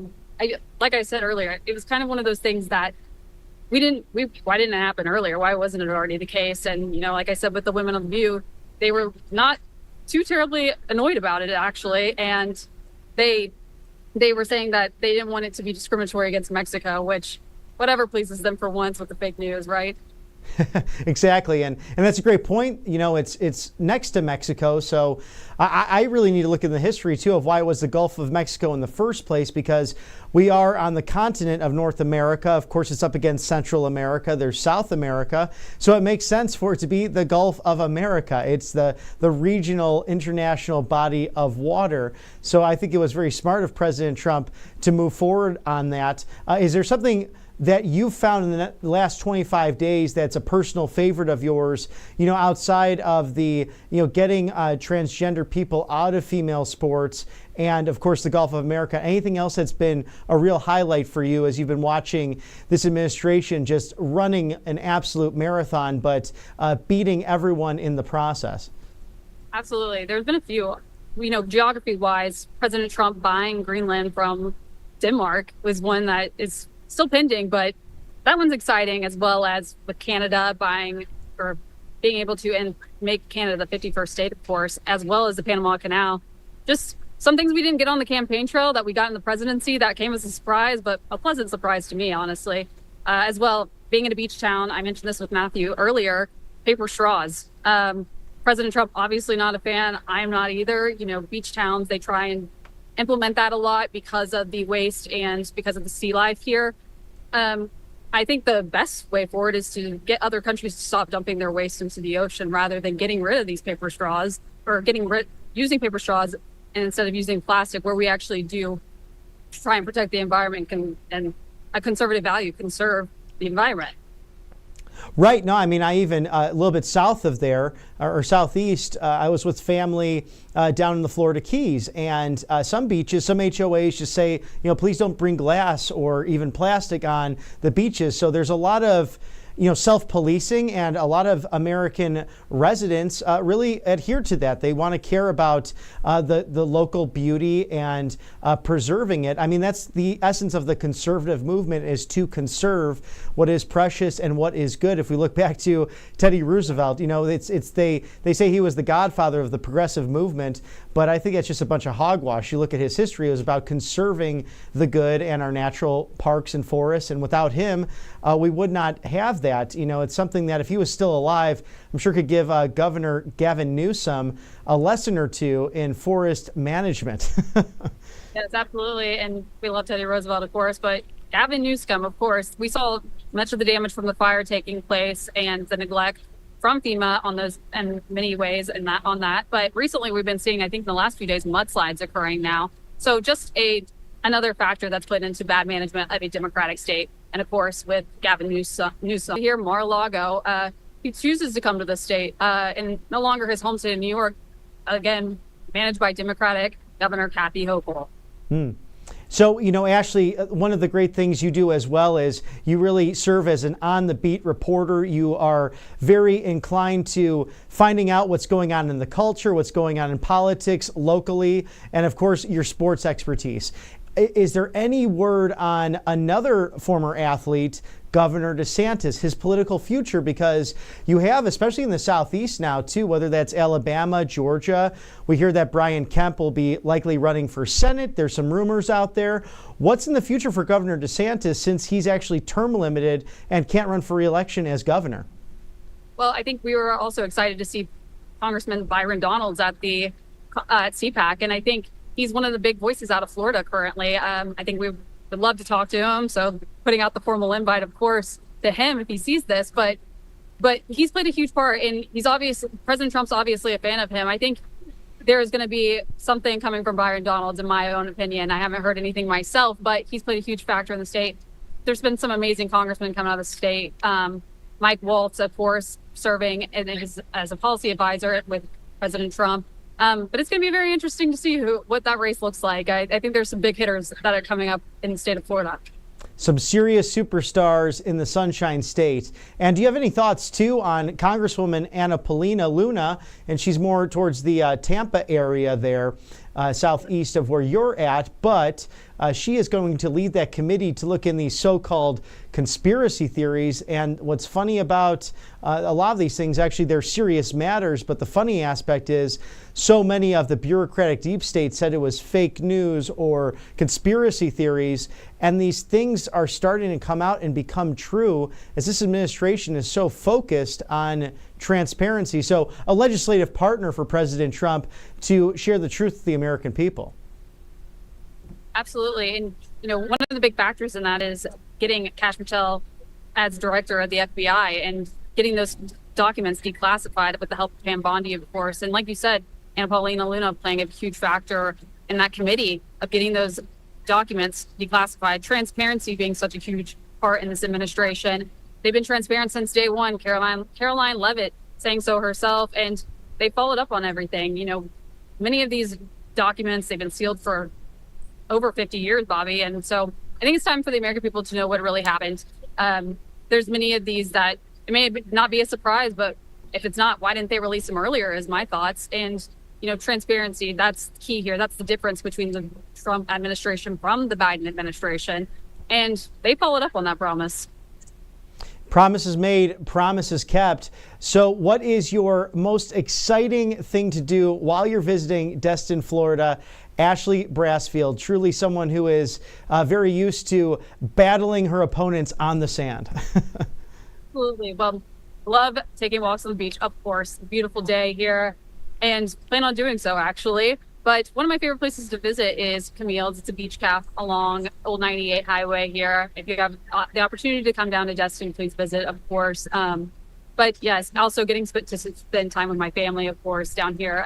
It's just a beautiful place, very family oriented. And one of the main reasons I come down here, of course. And yeah, it's basically a free Florida at this point. So be able to wear a MAGA hat around and not get, told off or something, or like many others in the country.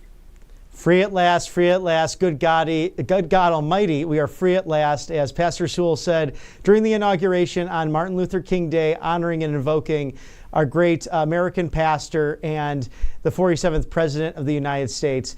And again, thank you to Ashley Brassfield. So excited to see you at CPAC. It's going to be a great time with unbridled coverage of the movement. And thank you to your mom as well, giving us such a beautiful scene, the Emerald Coast and the Gulf of America, beautifully waving in. We hope you enjoy the rest of your weekend, and we look forward to seeing you at CPAC. Awesome. Thank you so much, Bobby. And such a joy to have Ashley Brassfield with us, one of our finest correspondents out there at Right Side Broadcasting News Live. It's so exciting to have a real pro out there covering what's a remarkable thing that's happened. It's finally a president standing up for America. I think about his predecessors living that, just always put America last. And you can make that case for Bill Clinton and George W. Bush, Barack Hussein Obama, and also Joseph R. Biden Jr. People that really did put America in the back seat. And President Trump saying for years and years, really since the late 1980s, whether it was on Phil Donahue's show or Oprah Winfrey's show, that I'm tired of the American people being ripped off and other economies, other nations manipulating their currencies and having this global model to screw the United States. And President Trump doing so many things to address these matters.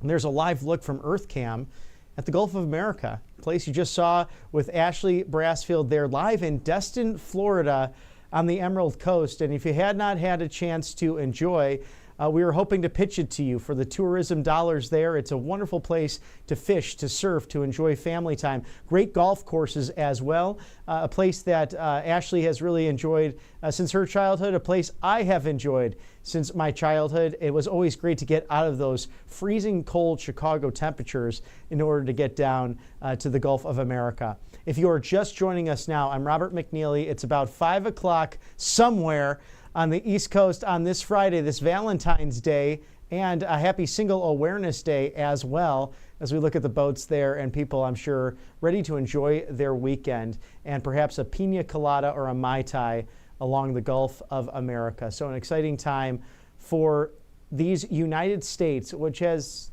my goodness, been through so much in nearly 250 years of history. And because of that, President Trump will have a massive celebration on July 4th, 2026. And Right Side Broadcasting Network Live, hoping to be there to catch all the action for you, the American people. And that's a lovely shot of the Emerald Coast there. And you can see the greens and the blues and really God's glory shining so brightly down in the Sunshine State, and a place now where people have fled really the lockdowns and the mandates to go live in not only wonderful weather, but common sense freedom. And that's, been led by a Republican effort and Governor Ron DeSantis and his team, along with the legislature, working on tough things and sometimes butting heads, but getting it done and actually having some of the best state reform when it comes to illegal immigration. And they are focused on helping the Trump administration every step they can. And of course, recently, Governor DeSantis appointed Ashley Moody, their former Attorney General, to the United States Senate seat vacated by now Secretary of State Marco Rubio. So the conservative superstars, of course, down in the Sunshine State. And we'd love to talk to you, as Ashley mentioned, at CPAC. Let's talk to Congressman Byron Donalds. We'd love to have you on, sir, and maybe get an announcement about a potential future race in 2026. We'll see what happens there. All speculation right now, but we're always excited and humbled if you'd like to announce it here on Right Side Broadcasting Network. And we're at that 5 o'clock hour. It's 5 o'clock somewhere, but it's also 2 o'clock all the way on the West Coast, the Golden Coast of California. So we are appreciative of having you here on this Valentine's Day as we wait for President Trump to land on the other side of the state at PBI, West Palm Beach. And actually, I don't know which shot that could be West Palm Beach area. So we know that's an EarthCam on beautiful sunny Florida. A little bit overcast today, but as they say, a bad day in Florida is a good place just about anywhere else. And this was a huge week for the Trump administration, with Vice President Vance doing his first international trip with an AI summit in Paris, France, and meeting with Prime Minister Emmanuel Macron and also Prime Minister Modi of India. He then took a trip, Prime Minister Modi, to the White House to meet with President Trump yesterday in bilateral discussions on securing both countries, both very large capitalist societies, two of the largest democracies really in the world, and a great partnership that we've had and shared values for a number of decades now as we look to strengthen both countries. And that's on the heels of President Trump meeting with His Majesty King Abdullah II from Jordan. He is taking in 2,000 Palestinian children who are medically sick, refugees. That was a great announcement. And as President Trump said, music to his ears.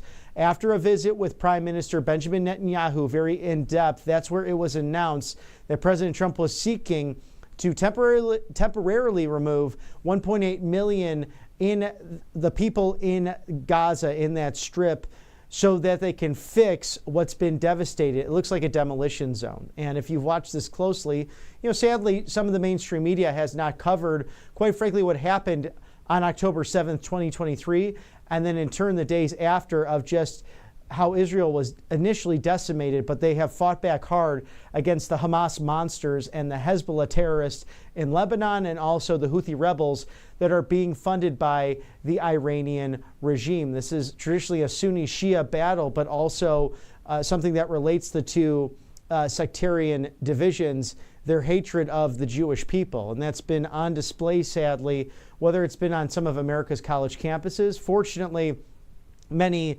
governors stepped in there and have made sure that Jewish students have remained safe on campuses, but also overseas. Just the violence of people simply going to a concert and then being abducted, raped, murdered, held against their will for years. And now we know 11 hostages, whether they be Jewish, but American citizens coming in from Venezuela and Russia with Mark Fogel. And of course, someone also from Belarus. President Trump securing 11 hostages, getting them back from these governments within 25 days. Really a failure on the part of the Biden administration during their tenure. President Trump also met with, a few weeks ago, Prime Minister Ishiba of Japan, and someone who really was of the same mindset of their late great Prime Minister Shinzo Abe, who was a dear friend of President Trump, who would often golf with him in Palm Beach at the International Golf Club there. President Trump, of course, enjoying that recreation, and was very sad to see when his life ended. Of course, he was lost the hands of an assassin's bullet. This was someone who was a great leader in the Liberal Democrat Party of Japan. Now, the Liberal Democrats there in Japan are actually right of center. They are populist in nature, so Japan and America very much on the same page of putting their countries first, but also dialoguing in a diplomatic manner to remain safe. And Japan is in an interesting situation because they are a large landlocked nation, large in the sense of the amount of the population, but the geography is actually very hilly, very rigid. Many volcanoes, earthquakes can happen because of the mountainous region that are somewhat uninhabitable. So you have a lot of people living in the large cities like Tokyo. And next to them, the Chinese Communist Party. There's been a history there of some conflict over the centuries, but now it's really survival in so many ways. And that's why President Trump helping bolstering our trade agreements with them pledging $1 trillion to come into the United States. Also reciprocal billions going back to Japan with their car companies also coming into the United States to be manufactured and processed. We saw that with some Korean brands as well. So if you look at Toyota, Hyundai, it's been wonderful for areas in Michigan, South Carolina, for that production to take place and then to export. And we heard from Secretary Burgum in the Oval Office right before talking to the great Ashley Brassfield live from Destin, Florida, along the Emerald Coast in the Gulf of America. We saw the EOs being signed in the executive office area, the Oval Office, of course, in the West Wing. And Secretary Burgum touching on this fact that, and Chris Wright as well, the Secretary of Energy, this country is exporting more liquid gas than any other. So natural gas exploration and exporting is greater than any other country in the world, and that puts us at a massive advantage. Again, drill, baby, drill. We are completely self-sufficient. We are from sea to shining sea, and as Ashley pointed out, in the Gulf of America, have some of the best petroleum reserves and ability to drill for that liquid gold right under our feet. So no one should mess with us. We shouldn't be having to rely on foreign nations, including Saudi Arabia, for all of that oil and gas and natural energy. We have that right under our feet. And President Trump has pledged to also get that back online with the XL Keystone Pipeline going through Canada, something Prime Minister Justin Trudeau wanted as well.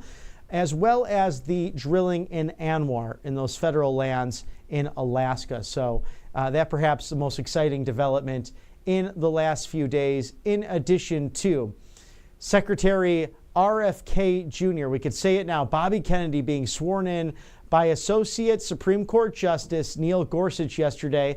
He was surrounded by family, President Trump in the Oval Office, as well as Congresswoman Marjorie Taylor Greene, Buddy Carter, and also Senators Ron Johnson and Rand Paul. So a very exciting ceremony that was indeed, and goosebumps because he really opened up his heart talking about the fact that he prayed on his knees for 20 years. God, please bring me someone that can help stop this terrible epidemic in the United States and its chronic pain and this unhealthy disease nature that we have coming from big pharma and really a healthcare industry that is truly a keep you sick industry.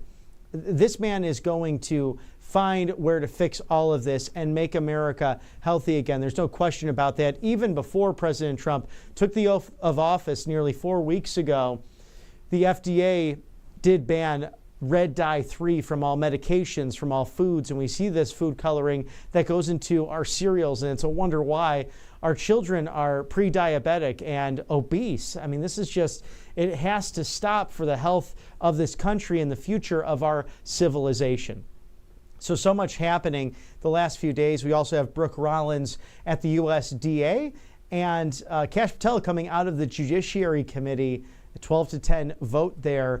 As you saw, Republicans eloquently defend his record, a record that is envious of anyone else. I mean, he's been in the room where it happens. And without Kash Patel, without Devin Nunes, we would not have found out what Crossfire Hurricane really was up to. We would not have found out about the lawfare. We would not have found out about the true origins of the Steele dossier. Perhaps we would not have found out that Hillary Clinton's campaign in 2016 spied on President Trump. And that's really where it goes now. There were people in the Oval Office when President Obama and then Vice President Joe Biden were in the room to give those authorizations. Someone needs to be held accountable here. And the best vindication, as President Trump has said, is winning. That's our retribution. It's winning and doing well for the American people. And I'm sure we'll uncover more, whether it's Elon Musk at Doge or Anna Paulina Luna proudly representing Florida in Congress with this new committee to get to the bottom of America's secrets. So buckle up. 2025 is off to a fast start, and no pun intended, as President Trump hits that gas pedal. He will be at the Great American Race on Sunday in Daytona Beach, Florida for the Daytona 500, an American classic that always happens in February and should be perfect weather for Sunday, as we can see. But we're going to toss to a commercial break. Stay with us as we are tracking President Trump on Air Force One getting ready to land in Palm Beach, Florida. Stay with us on the other side. We'll be right back. Hey y'all, it's Silk from the Diamond and Silk Chit Chat live show. Look, don't forget to check me out right here on RSBN Network. Be sure to watch the show on Right Side Broadcasting Network, and I want you to support Right Side Broadcasting Network. Yes, it's imperative that you do so, okay? I look to see y'all soon. Bye-bye. Families across the nation have arrived at a heartbreaking crossroad to surrender their beloved animals at alarming rates due to inflation and soaring costs of living. There are so many overcrowded shelters. So many dogs need a home, but it's all of us working together to solve this crisis. This fight requires both doers and dollars. Join us at Big Dog Ranch Rescue. Please sign up today. I'm excited to announce that we're having our first ever mega sale on overstock clearance and brand new products. For example, save over 50% on this season's flannel sheets. Queen size only $59.98. Kings only $69.98. They sell out fast every year, so order now. Save 20% on our brand new My Crosses. They're designed in the likeness of the one I've worn every day for over 20 years. They come in men's and women's, and they're made right here in the USA. Get our 2025 six-piece My Towel sets for only $29.98. Our initial quantities are extremely low, so get them now before they go. And our best-selling standard MyPillows, just $14.98. So go to MyPillow.com or call the number on your screen. Use this promo code to take advantage of our first ever mega sale. But wait, remember that $75 free shipping rule? Well, that ship is sailed because right now, every order ships absolutely free. Welcome to Right Side Broadcasting Network, your trusted conservative news outlet. At RSBN, we deliver the truth when the mainstream media falls short. Since 2015, we've proudly broadcasted every single one of President Trump's iconic MAGA rallies, bringing you the excitement and energy live before anyone else. By watching RSBN, you get an unfiltered front row view of the action on the ground. We interview the crowds to give a voice to millions of Americans just like you. We show you President Trump's speeches in their entirety, free from interruptions and censorship. We cover the stories that matter to you with the integrity and passion you deserve. Thank you for choosing RSBN as your home for America First News. Together, we stand strong, united, and informed. So join us and be part of the right side of history. Good evening from the Gulf of America. I'm Robert McNeely. You're watching RSBN Live, and a beautiful shot of the Emerald Coast along the Sunshine State, the Gulf of America. It's official, folks. Starting last Sunday, of course, as President Trump went over international waters and the pilot of Air Force One declaring the official executive order. It was alongside Secretary Burgum, his lovely wife, as well as President Trump did a press conference from Air Force One. Again, the most transparent president in modern American history, perhaps in all of American history, as he seeks to make America great again. Again, I'm Robert McNeely. It's a pleasure to join you this evening as we're awaiting President Trump's arrival at PBI to the Southern Winter White House, otherwise known as Mar-a-Lago. And the original owner and creator of this beautiful Spanish estate on the east side of the coast, the Atlantic side of Florida. She always wanted it to be a presidential retreat, and it lost that status throughout the years during the Carter administration, precisely. And now again, President Trump able to obtain it on his own accord in 1985 has once again become a presidential retreat and a special place to visit and to see really President Trump, I think, in his element. Even though he loves being at the White House, of course, there's no place like your own property, your own home.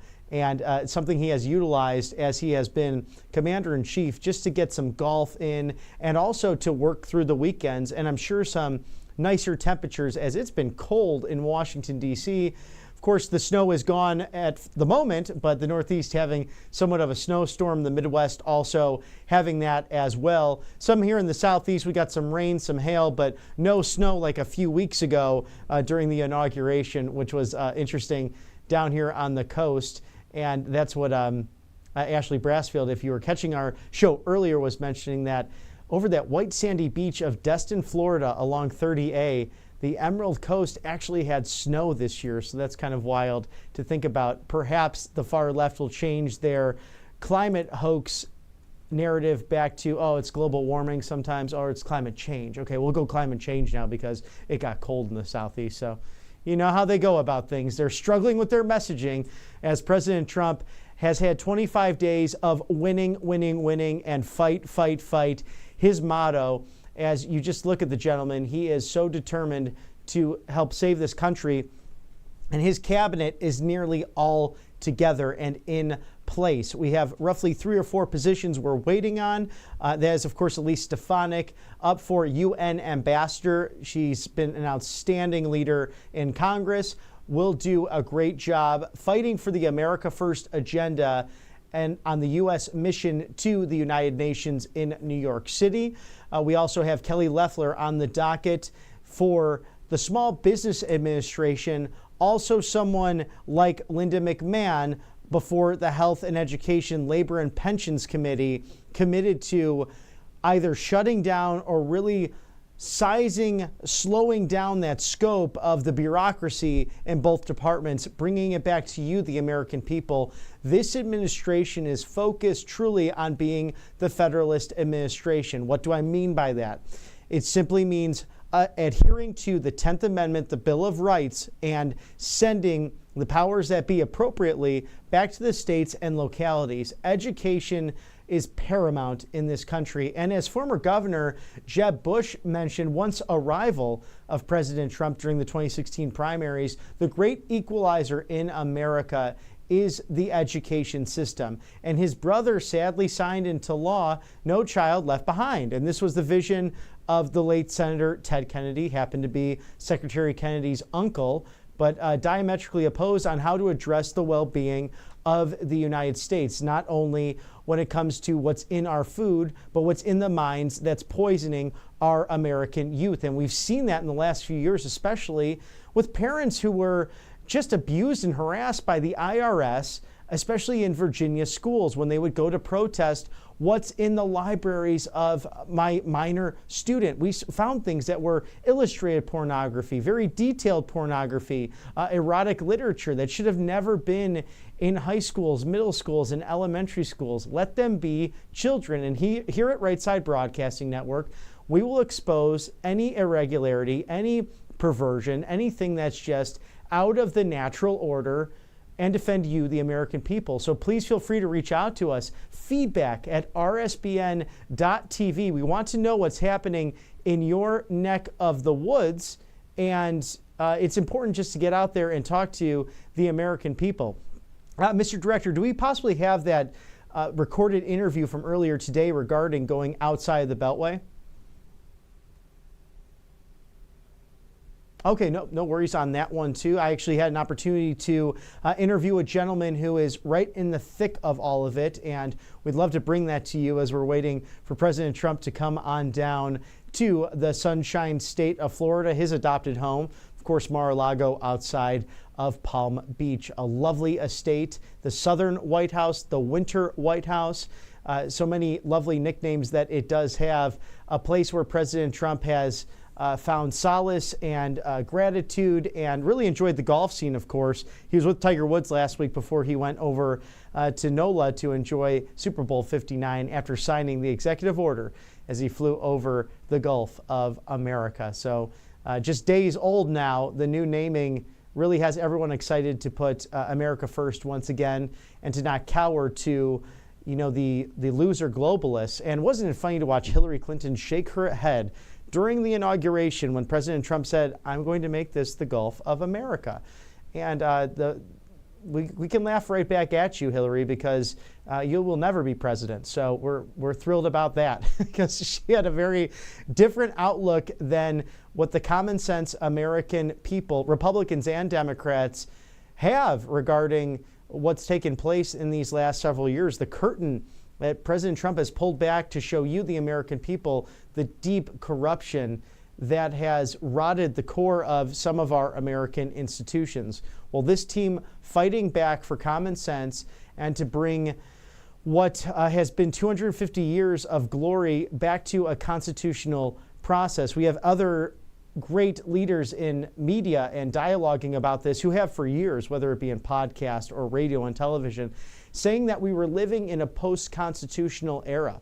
And I would agree with that until this past election happened, where you had a team of traditional conservative Republicans and traditional liberal Democrats come together, perhaps none greater than, I think, of Tulsi Gabbard and Bobby Kennedy. How about this, when Tulsi Gabbard was sworn in this week by Attorney General Pam Bondi in the Oval Office with President Trump, I thought to myself, here are three people who are former Democrats. They used to be in the other party, and they saw the light. They saw what was happening with the progressive movement within the Democrat Party, and common sense prevailed. And they are people truly not focused on, is there a red America? Is there a blue America? No, there's the United States of America. And that's an exact quote of what then State Senator Barack Obama said in 2004 for the keynote of the Democrat National Convention. A great speech, but fell flat because it was all words. There were no action. In fact, he enhanced all of George W. Bush's nation building when he went into office. Now we can see the landing there of Air Force One at Palm Beach International, PBI for short. We will send it over there live and catch some of the action as it taxis into the beautiful Sunshine State of Florida.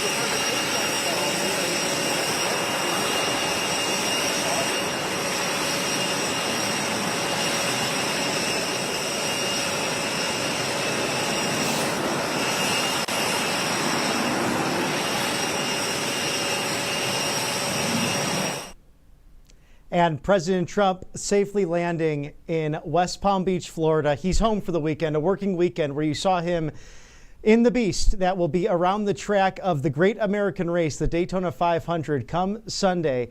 And we hope you have just the most wonderful weekend from all of us here at Right Side Broadcasting. We reflect on Romans 8:28 on this Valentine's Day. And we know that for those who love God, all things work together for good, for those who are called according to his purpose. Today we celebrate the 3rd century priest in Rome who spread the gospel, St. Valentine himself.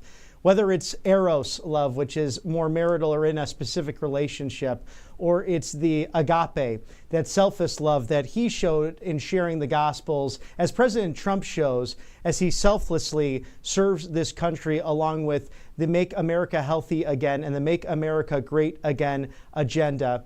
Just to harken back to his Vice President, J.D. Vance, today in Munich, Germany, mentioning the great defender of Western civilization and democracy, Pope John Paul II, the late great.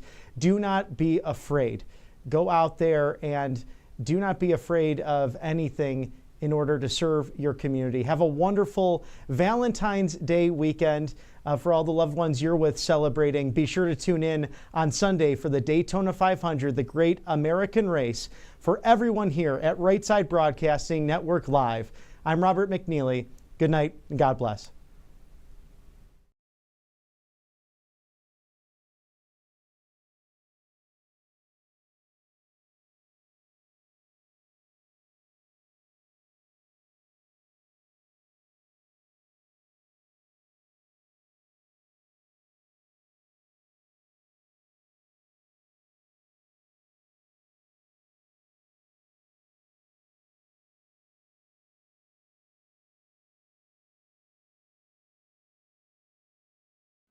Hey y'all, it's Silk from the Diamond and Silk Chit Chat live show. Look, don't forget to check me out right here on RSBN Network. Be sure to watch the show on Right Side Broadcasting Network, and I want you to support Right Side Broadcasting Network. Yes, it's imperative that you do so, okay? I look to see y'all soon. Bye-bye. Families across the nation have arrived at a heartbreaking crossroad to surrender their beloved animals at alarming rates due to inflation and soaring costs of living. There are so many overcrowded shelters. So many dogs need a home, but it's all of us working together to solve this crisis. This fight requires both doers and dollars. Join us at Big Dog Ranch Rescue. Please sign up today. I'm excited to announce that we're having our first ever mega sale on overstock clearance and brand new products. For example, save over 50% on this season's flannel sheets. Queen size only $59.98. Kings only $69.98. They sell out fast every year, so order now. Save 20% on our brand new My Crosses. They're designed in the likeness of the one I've worn every day for over 20 years. They come in men's and women's, and they're made right here in the USA. Get our 2025 6-piece My Towel sets for only $29.98. Our initial quantities are extremely low, so get them now before they go.